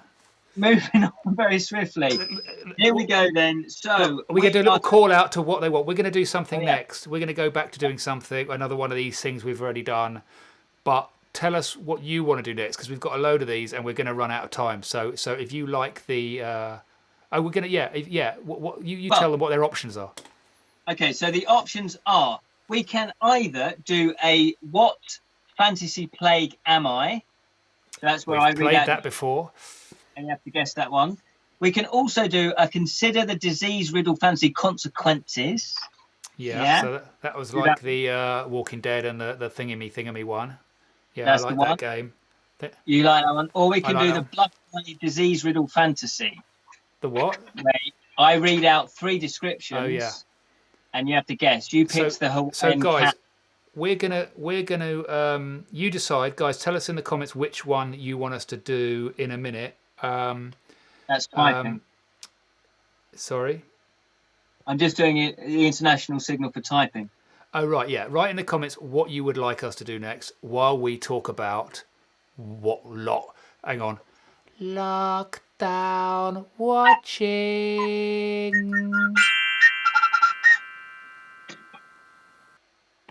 There we go. So, God, they cost a lot of money, those jingles. So, we'll do a... You've been watching during lockdown. Tell us. As I alluded to when we Just reading the comments. Sorry. As I alluded to when we did the lockdown reading, I was reading the book called The Magicians, and so when I finished that book, while I was reading that book, I noticed that on Amazon Prime there is a series. It's been made into a TV series called The Magicians, based on the books. And I thought there was just one season of it, but then I think when we spoke on this very show last time, someone pointed out in the comments that there's actually 4 seasons of it, and I then went back and I looked, and there is indeed 4 seasons, which meant it is worth investing in, because it's not just one of these dodgy one-off seasons and then it's pulled, So they've gone for it. So no, I've watched season 1. I think I'm halfway through season 2, or just at the beginning of season 2. As I started watching that, I thought I'll give that a go. Having just read the book, while my memory is still intact, because it's not what it was. With this beard, your memory goes as you start looking like an old man. So I started watching the series, and actually, I'm really enjoying it. It's got a bit of money thrown at it. It seems it's not completely tacky, because it's obviously got magic and special effects and stuff. So that could be a bit creaky if it's a low budget thing, but it's pretty good, and it's following the book. It's taking some liberties like it has to for a TV thing, and to obviously stretch it out over 4 seasons. I've not read any of the other books other than the first one, so I don't know whether they're pulling bits of those and whether it's going to continue, because we're kind of at the end of the first book now. We've just started. We're a few episodes into season 2, so obviously they're going somewhere with it. Whether they follow the books, I don't know. So I'm actually quite enjoying it. I will stick with it. It's watchable. They're sort of 40 minutes, that kind of truncated hour thing, because there's no advert breaks. I'm really enjoying that, and enjoying it more than the books, in fact. And it's got a really cracking looking actress in it. But we'll move on. Yes, Harker is saying also Picard. I've also watched Picard, which I enjoyed. I know you've watched Picard. I'm a big Star Trek fan. So, did you watch that? I did. I enjoyed that. Yeah. Did you enjoy it? Did you not like it? Yeah, I kind of enjoyed it. I wasn't expecting anything. I think I just went in, I thought it was terrible. Really? Why? We haven't got time for me to go into. I think they copped out at the end, but other than that, I enjoyed it. I don't know what I was expecting. I don't know how they could have done something mind-blowingly brilliant. I think they could have just did something, and it was sort of enjoyable. Thing is, I really enjoy the universe of Star Trek and stuff like that, so I was just in that universe again. And I love Patrick Stewart, so I'm happy to see little old Patrick Stewart do his thing. Bless him. No, I love Star Trek, as in, strange enough, I binge watched. This was about 6 months ago, maybe. Yeah, the original Star Trek. I watched every single episode from the first one to the end, all in order, and thoroughly enjoyed them. Years ago, I'd watched Next Generation when I was about 20, because a friend of mine had bought all the DVDs. So every Saturday I would borrow, say, 4 or 5 DVDs. Not DVDs, VHS, videotapes, children. Yeah, videotapes. Yeah. And they videotapes could only fit 2 episodes on per videotape. So he had like 100 or 200 videos. And I would borrow them, and I watched all of them and really loved The Next Generation. All I will say with Picard is that's not really Picard. He was making decisions and choices that really didn't fit with what Picard's character really is. That's all I'm saying. But we'll move on. He's older. He's chilled out a bit. He's not all kind of, We'll have to do another whole live stream. Let's jump to some comments. Yeah. Okay, so Marie has just finished watching Stranger Things. Yeah, I've watched seasons 1 and 2. I think I've got seasons 3 to watch. Is that the 80s one? I've got to go into the 80s one. I keep putting it off. I liked it, but I wasn't that. Yeah. Trying to get me into... Yeah. Let's have a look. I've been watching the Indiana Jones trilogy on lockdown. Wonderful. Oh, okay. Yes, Rod Dog, of course. I tell you what, watch the Indiana Jones documentary about the young kids who remake Indiana Jones shot for shot. If you don't know what that is, it's called Raiders, and it's on Netflix or something. It's a great documentary. They made it years ago as kids, and it's sort of following them back. Find it. We haven't got time to talk about it, but it's worth watching. So the Magicians TV series, is that on Amazon Prime, did you say? That's Amazon Prime, yeah. Okay. Cool. And it's sort of, Shimmy Breeze is saying rewatching Buffy the Vampire Slayer, and that was wonderful, Buffy the Vampire Slayer. And I don't think The Magicians isn't a jot on Buffy the Vampire Slayer, but it made me feel it was a little bit Buffy. It had that sort of, obviously, fantasy, magical world, thing going on. Never watched an episode of Buffy. Okay, and with that, hang on a minute. And goodbye. Oh no, wrong button. There we go. I just booted Ken off now because he's never seen Buffy the Vampire Slayer. I've just ended that Skype call. Ken will no longer be associated with this channel. That's a strange thing to admit, but there we go. No, I think in the time of my life, I was sort of going out a lot, and it never. You don't do horror either, do you? I'm not a massive horror fan, and it was vampires, and I'm okay with vampires, but they're not my natural kind of all vampires. So I was like, yeah, and I just thought, and I think thinking back, I was a little bit snobbish in terms of like modern vampires. I was a little bit like, no, I prefer my kind of vampires to be more traditional, more gothic, more 16th century type vampires. But then again, saying that, What We Do in the Shadows, I've not seen the TV show, but it's fantastic. Oh, the TV show's excellent, and we've got 10 episodes of the second season waiting on our TiVo to watch. I'm going to watch. I am going to watch it. Absolute joy. I'm just going to quickly say that during lockdown, I kind of revisited old shows that I'd watched, so I didn't necessarily watch too many new things. Rick and Morty, come on, Rick and Morty, fantastic. Yeah, I've been watching Rick and Morty. Yeah, but that's like a little. They feed it to us little slowly bits, don't they? And you watch it and you want more, and you can't. You have to wait for ages. It's frustrating. Yeah. Absolutely love Rick and Morty. I rewatched Brooklyn Nine-Nine, the comedy. We're still watching that. Yeah. Absolutely. And I rewatched Archer, some of Archer. Do you like Archer? Yeah, I watched Archer, I think, on your recommendation, and I got up to whatever it's on to now. I've not watched the season 10 or 9 or whatever the latest season is, and I loved it. And then I just sort of just stopped watching it and wasn't that bothered about getting back. I think I got it out of my system. Or they tamed it down a little bit. Or Rick and Morty was much more brutal and Archer became a bit naff. You know, once you watch Family Guy, The Simpsons seem a bit naff, you know. It's like, I don't know. Yeah. The thing is with Archer is that, because they change location and it keeps changing, you have to sort of think, actually, everything that I loved about, say, I don't know, the first 4 series of Archer, it all changes. You just have to go with it. The last series of Archer, I think, is back on form. It's like it really does hit the spot for me. And also the new series of, well, it's new to me anyway, series 9 of Curb Your Enthusiasm. I hadn't seen that, so just watched that. Yeah, I was going to say, my dad's a fan of that. I bought him a load of the box sets of that. He loves watching that. Yeah, I've not watched the new ones yet, though. They're brilliant. And also, I've discovered a few YouTube channels.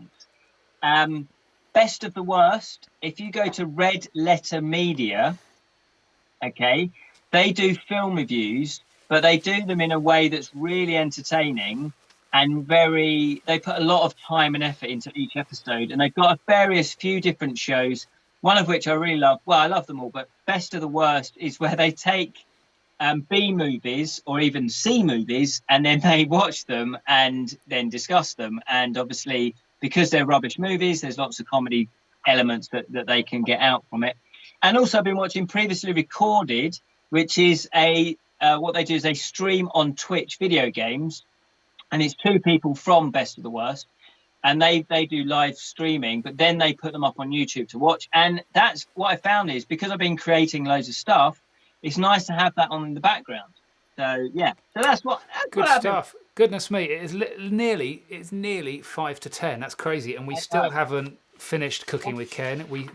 The votes are in, and I think most people want consequences, which is the one I liked as well, isn't it? Let's do the next one then. We're going to have to rattle into that quick and then get on with some of these other bits because. Let's crack on. So number 2, Julian. Number 2. Are you going to do the titles or not? We ain't got time for titles. No, let's ignore the titles and the jingles. I bet my batteries run out in a minute and everything shuts down anyway. Okay. Okay, here we go. Would you rather have a spattergroit? Oh, hang on. I do need to have these things. A spattergroit. Yeah. Okay, here we go. Would you rather have spattergroit, which is from Harry Potter, a disease that covers the victim in purple pustules and renders them unable to speak? It may be a type of fungus. that the effect of being unable to speak occurs once the fungal has spread to your vulva. The only known cure, according to the portrait of a healer in Sir Mungo's Hospital for Magical Maladies and Injuries, is to bind the liver of a toad around the victim's throat and stand nude in a barrel of eel's eyes under a full moon. Do you want to go through that? Oh my. So would you rather that, or would you rather have dragon pox? Oh. Yeah. Also from Harry Potter, dragon pox is a potentially fatal contagious disease that occurs in wizards and witches. Its symptoms are presumably similar to muggles' illness like smallpox and chickenpox. However, in addition to leaving the victim's skin pockmarked, the dragon pox causes a lasting greenish tinge. So that's good bottled imp branding. So you'd be left with the green. That is a tough one, those two, because to be honest, there's no swings or roundabouts there, is there? They're both horrible. They're both from Harry Potter, and I've never watched or read a single Harry Potter. Yeah, I've watched the films. I've not read the books. I've watched the films. I can't remember them too well. I think they crop up, but I'm not 100% sure. But anyway, they are both quite disgusting. Yeah, they're both disgusting. I want neither, but we can't do that. Dragon pox because it starts with the word dragon. That's you know, that's a good as argument as ever. And that's the second one, which kind of looking at the graphics, sort of looked a little bit better. So I'm going to have to go in the interest of cranking through this content. I'm going to go with dragon pox, but there's no winners, is there? Really? There's no winners in that. That's the way. Not in the plague special. There's no winners. Yeah, exactly. Who's a winner? Oh, now here, this changes the game. Apparently, yep. Shimmering Breeze says Splattergroit there's a cure. Oh. Yeah. Now we're getting information that you kept from us, Mr. Boiter. Well, no, I said, look, you can bind the liver of a toad around the victim's throat and stand nude in a barrel of eel's eyes under a full moon. Well, I do that anyway. So if that's the cure, then I'm there already. About to do that in a minute. So I've got to be at 10 o'clock. I would go for dragon pox because I don't think I could live without speaking, clearly. Anyway, it's all too much fun. Guys, there we go. Do we want the final instalment? Is it the final instalment of the cooking? Final instalment of Cooking with Ken. Can you hold? Can you? Is that what we're up to? Yeah, you happy with that? Folks? I think I don't think it's very long. I can't remember. Let's go for it. The final instalment of Cooking with Ken.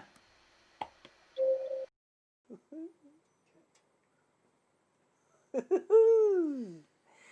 have a look at this. Actually, that's not bad. Yeah, have a look. Look at that. Ooh, that's actually not bad. That looks a bit overcooked on top. Shh, now shh.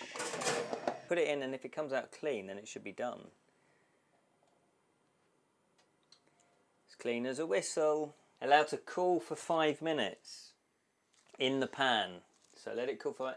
Then tip out onto a cooling rack. When it's completely cooled, spoon the icing over the top. It's hot. Yes, it's still hot, even though we have let it. 9 minutes we've let this cool for. We just pour it out, don't we? Oh. Hey, look at that. Are you as surprised as I am? Yeah. But is that all flour? That's just flour. That should just come off. I've watched the Bake Off enough to just say cover it and nobody notices. So we'll let that cool down, shall we? It's probably best to, isn't it? It is quite hot. That's warm. Okay.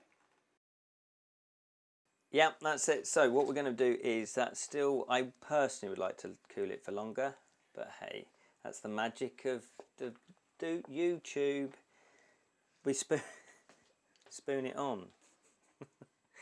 Oh look. Oh, actually, yeah, that's pretty good.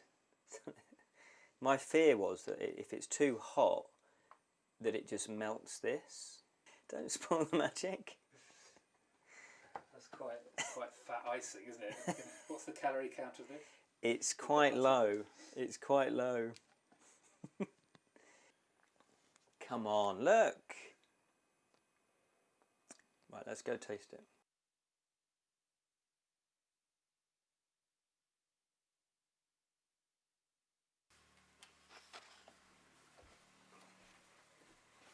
Happy birthday to you. Happy birthday to you. Happy birthday, dear Julian.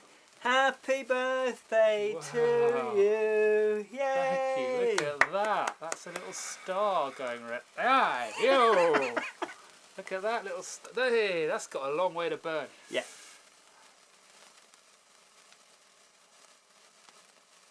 Look at how the icing is so finessed. It's it looks in a sort of slightly bohemian, barbaric way. It looks intentional. It looks. I like it. I'm liking it. If you were to play Skyrim, what race would you pick then? Well, I think I'd definitely pick the Guacamoles. Yeah.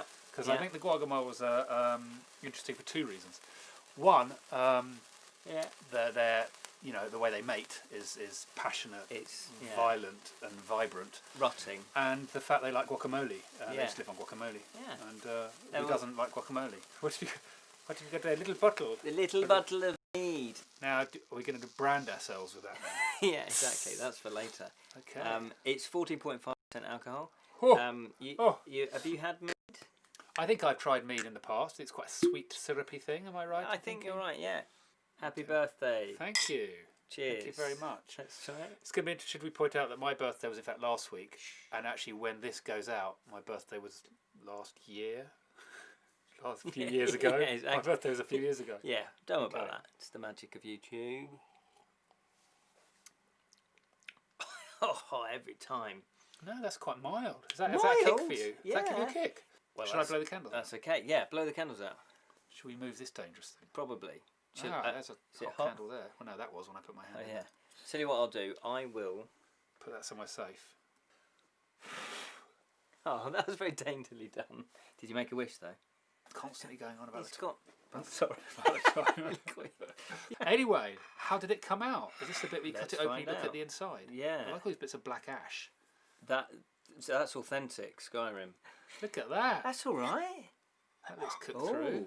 Should we somehow hold that up? Does that? Yeah, can you see that? Oh, mine's absolutely slightly thicker. Your thicker slice, or so well done, Ken. Thank you. That was interesting. Yeah. That was an interesting cooking experience. Professional. I like to think of it. Oh, I've just lost all my topping. Oh no. That's because it's warm. Oh, it's nice warm though. It's like a bread, isn't it? It's actually nice or warm. It's like a warm bread, isn't it? It's a sweet roll. It's a sweet roll. It's a sweet roll. That's what it's called. It's a roll with sweet stuff on top. So when did they eat this in the old days of Skyrim? What's the context of the game? I don't think there's a backstory to this. There should be a backstory. There should be a baker that invented it, I reckon. So in Skyrim, it's an open world game. Yeah, I don't know how much you know about it. Nothing. Nothing, of course. I don't know why I asked. It's an open world game, and they've done it so that you can find food. There's food. You can go into taverns and buy food, and you can also cook food. So sometimes you can go into the wilderness, and there's a campfire. You can roast stuff and you can cook stuff. Okay. If you kill, say, I don't know, a seal, or guacamole. You're vegetarian, yeah, or guacamole.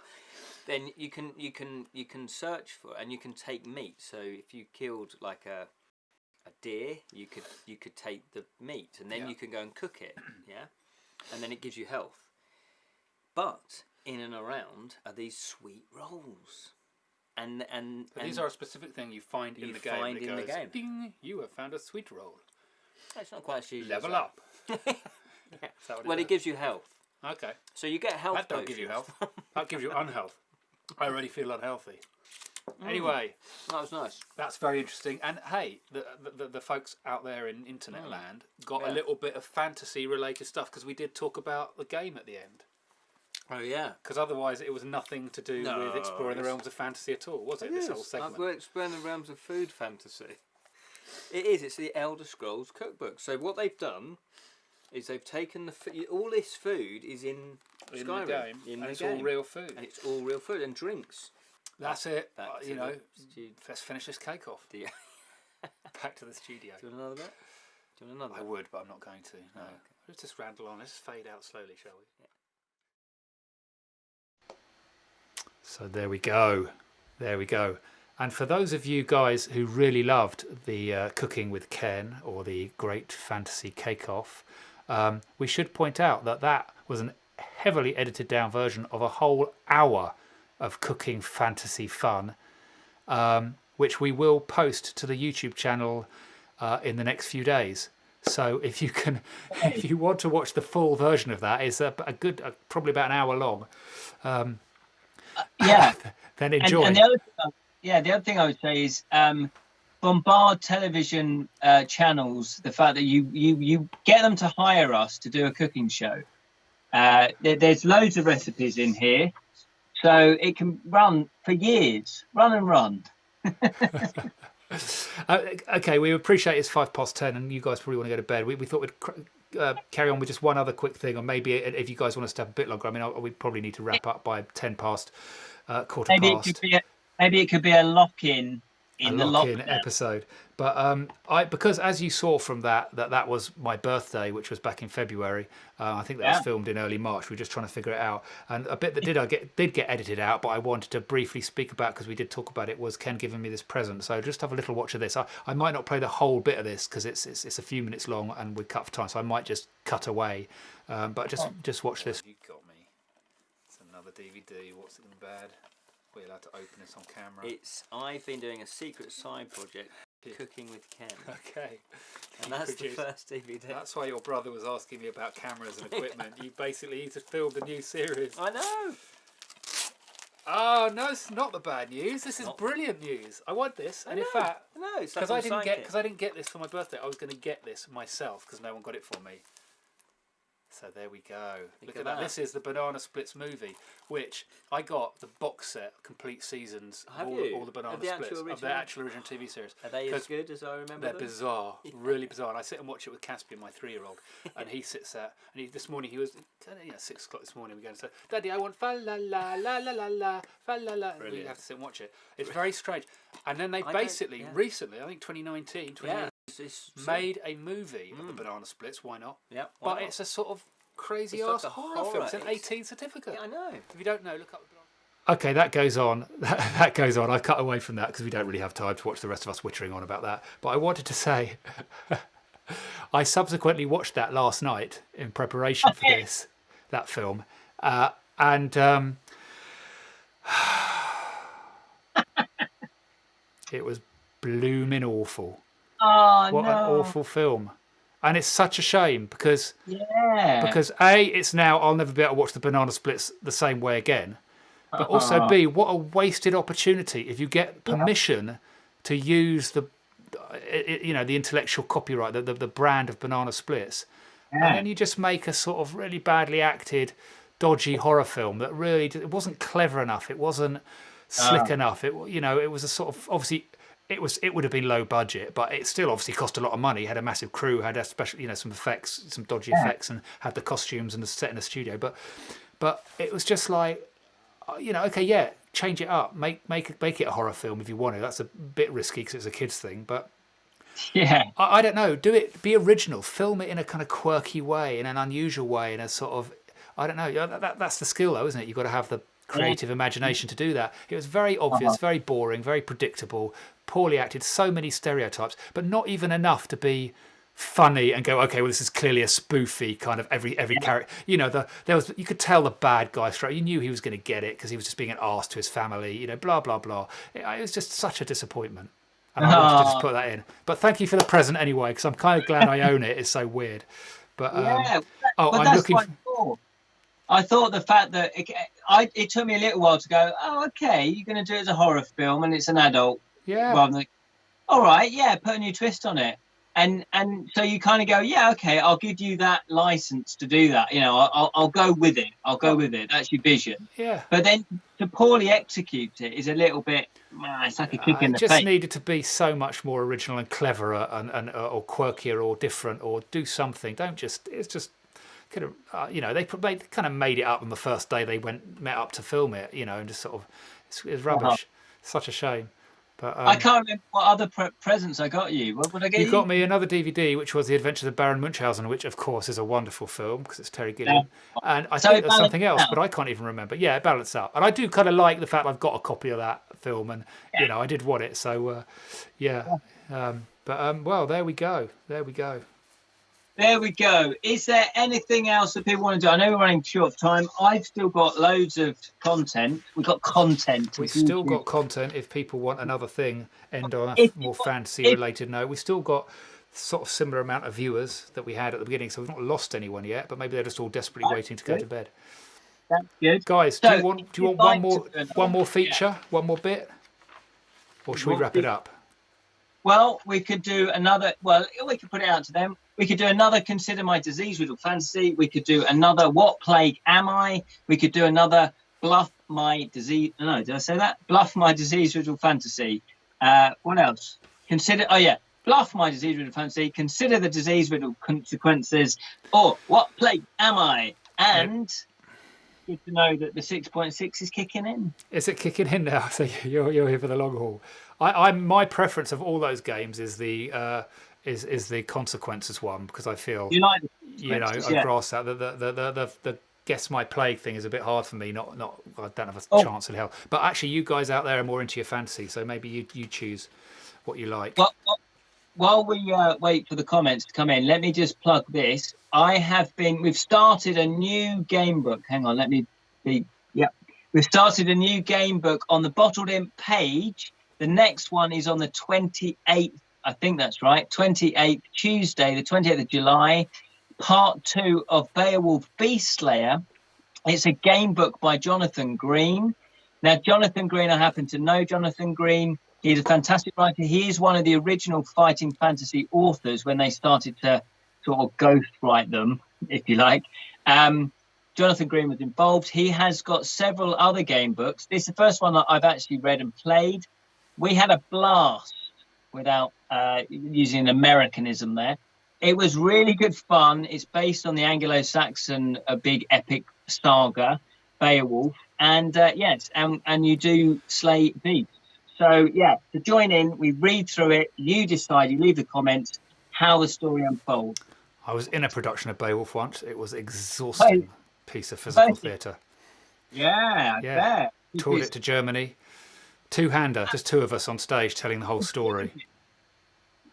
Wow. So did you do it in the Anglo-Saxon verse? Or? it was all written in verse because the guy who writes that stuff. But it would have been. I don't think it was modernised as such, but he would have written it in verse. That's his style. But I don't know. I can't remember whether it was Anglo-Saxon. It was a long time ago. So. But, wow. Just remember. I think I had to hold this big guy up by the neck in this sort of balance. Yeah. I can't remember. It was like. That'd be Grendel. Yeah. The other thing I've Crazy. Is that I've been playing. This is a bit shiny, but it's the the Story Masters. Oh, hang on, that would be better. That's a better one. The Story Masters Draco Deep. It's a game by Ollie Mack, and it's a mixture of fighting fantasy, sort of choose your own adventure, and a card game. Oh. Yeah, and I've just started playing, and there's some beautiful illustrations. I don't know if you can see them. Yeah. Beautiful illustrations, and it's really cool. It's a lot of fun. So if you want to check that out, I've just started playing it. Basically, you have a deck of cards. You put one card down. That's your starting card, and then you go. Do you want to go north, east, south, or west? Whichever one you pick, you then take a card from the top of the deck. You put that down. Then it might say the shopkeeper. And then you look up in the book what the shopkeeper will actually say. And there's normally 4 decisions. So it might say, would you like to buy a pie? Would you like to buy some ale? Would you like to buy both pie and ale? Or would you like to punch the shopkeeper in the face? And then you read out, what actually is going to happen. And you have a little character sheet and you level up. Absolutely love it. So Brilliant. check that out. Just one. People are sort of saying, yeah, one more. Let's do one more thing. Okay. Not many people have suggested what they want, apart from Murray Webb, who have said, "What plague am I?" So maybe we have to go with that because that is what one person has said. Wow. If you don't vote, you don't. If you don't vote, you don't get. And I am pushing the button. What plague am I? Oh dear, Ken, he spoilt my jingle. You could. Sorry, you're breaking up. Say again. We sack the musicians. Sack the musicians. What's this? Okay. I'm going to do... Just trying to think how difficult... I'm going to do quite a difficult one, I think. Because they weren't that difficult before, the plague ones. Well, loads of people got the Game of Thrones ones. A couple of people got the Lord of the Rings. Okay, so listen up, people, because I'm rubbish at these. Listen up. Yeah, this one is quite hardcore. I don't think I would get this one. So, the blank. What fancy plague am I? The blank is a form of necrotizing facilis. It's meant to be like. It's meant to be like Latin. So necrotizing facilis that causes all biological matter to break down into its component parts, releasing toxic flammable gas. I think I've been doing that tonight. That can be ignited with a single explosion. It eats itself when there is nothing else to attack. It is quite effective against tyrannids, and I will spell them Tyrrranids, tyrannids. In the short story anthology Planet Kill, an updated strain goes after the soul, turning the populations into zombies, created by a tech priest, inhabited by a demonic unclean one. Oh my lord. Good luck with that. Well, I think syphilis is the answer everyone's going with. Yeah, syphilis. Everyone seems to think it's syphilis. It's got to be syphilis, that one. Anyone, guys? Could you recognise that? Warhammer 40k. Is that the price of it, or? Yeah, 40k shekels. Yeah, Hulk for Warhammer. So far, any advance on Warhammer, people? Any advance on Warhammer? Give them a few seconds for the thing to catch up. I wouldn't have a clue, to be honest. Yeah, remember we want the name of the thing it's from, so like Lord of the Rings or whatever, and also the name of the virus. If you know what the name of the plague, virus, or disease is as well. You think, call yourself fantasy fan? Don't know. I wonder if Sue C is referring to V, the TV series V that I watched way back when. Do you remember V? I do remember V, but I think I was slightly too young, and my brother used it. And I remember asking my parents if I could stay up and watch it. I used to love it. And then they did I think it was a 3-parter mini film or whatever, like a epic one. And it obviously had a bit of budget and stuff with the ripping off of the faces and the lizard people. And then they changed it to a series with much less money, and the effects were really shit. It was just like, oh, okay. I don't know. There's no more. I don't know. I think we've got. I think Warhammer is the only answer we've got here. I haven't a clue, to be honest. Warhammer. I don't know what Hulk is saying, or Space Hulk. Space Hulk. Oh well, of course, Hulker. Yeah, Space Hulk. Okay, so shall I reveal the answer? I think you better. It is indeed from Warhammer 40k. Well done. I thought that was really obscure, but I guess if you're into Warhammer, you would know it. Yeah. Yeah, and I'm not. Yeah, well, of course, I knew you were.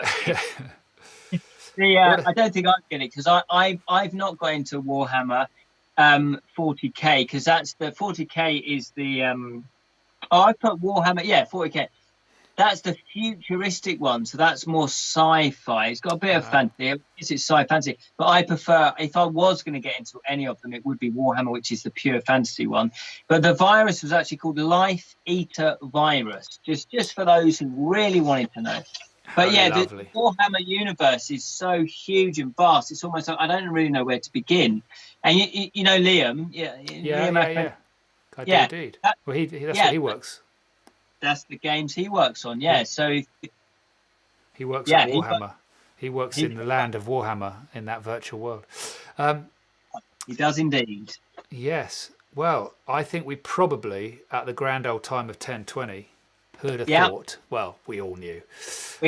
We probably need to wrap it up. Has it been a good Bottled Imp show, Plague Special live, or whatever order of words you put that in? Let us know in the comments below, or to the side. I don't know where they are, or above us. I don't know. Let us know what. Oh, whether it's been good. Yeah, I drifted off. Yeah, I was reading the comments. Let us know if you've enjoyed the show. That would be good. We're probably going to call it a day because it's midweek and it's. I think batteries are going to start running down. To be honest with you. Well, you're just going. My batteries and all this in front of me, but that went well. I think, didn't it? I enjoyed it. Did you enjoy it? Yeah, fab show. Look, here we go. Yes, there we go. Look, I had a little friend. When you click on one of these. Fab show, guys. Thank you so much, Sue, for watching. Yeah, glad you enjoyed it. We have more. We could, seriously, I always like to write more just in case we run out, but I always forget. Well, not forget, but we do chat, we do ramble on. So obviously, if you wanted a 5-hour show, we could probably do a 5-hour show. Well, we should do do like a weekend 24-hour thon. I don't know. Yeah, I'd have to figure out some technical sides of that. Super fun. That's good. Thank you, Fancy Apprentice. Good stuff. Thank you, Mimox. All your good comments. Good. Yeah, I mean, it'd be nice to get a bigger crowd, but that's been one of those things that have scuppered us somehow on a lot of this to get these advertised to the right circle of people that might find this interesting and get a bigger crowd going. It's been a nice little crowd. You've been a good audience.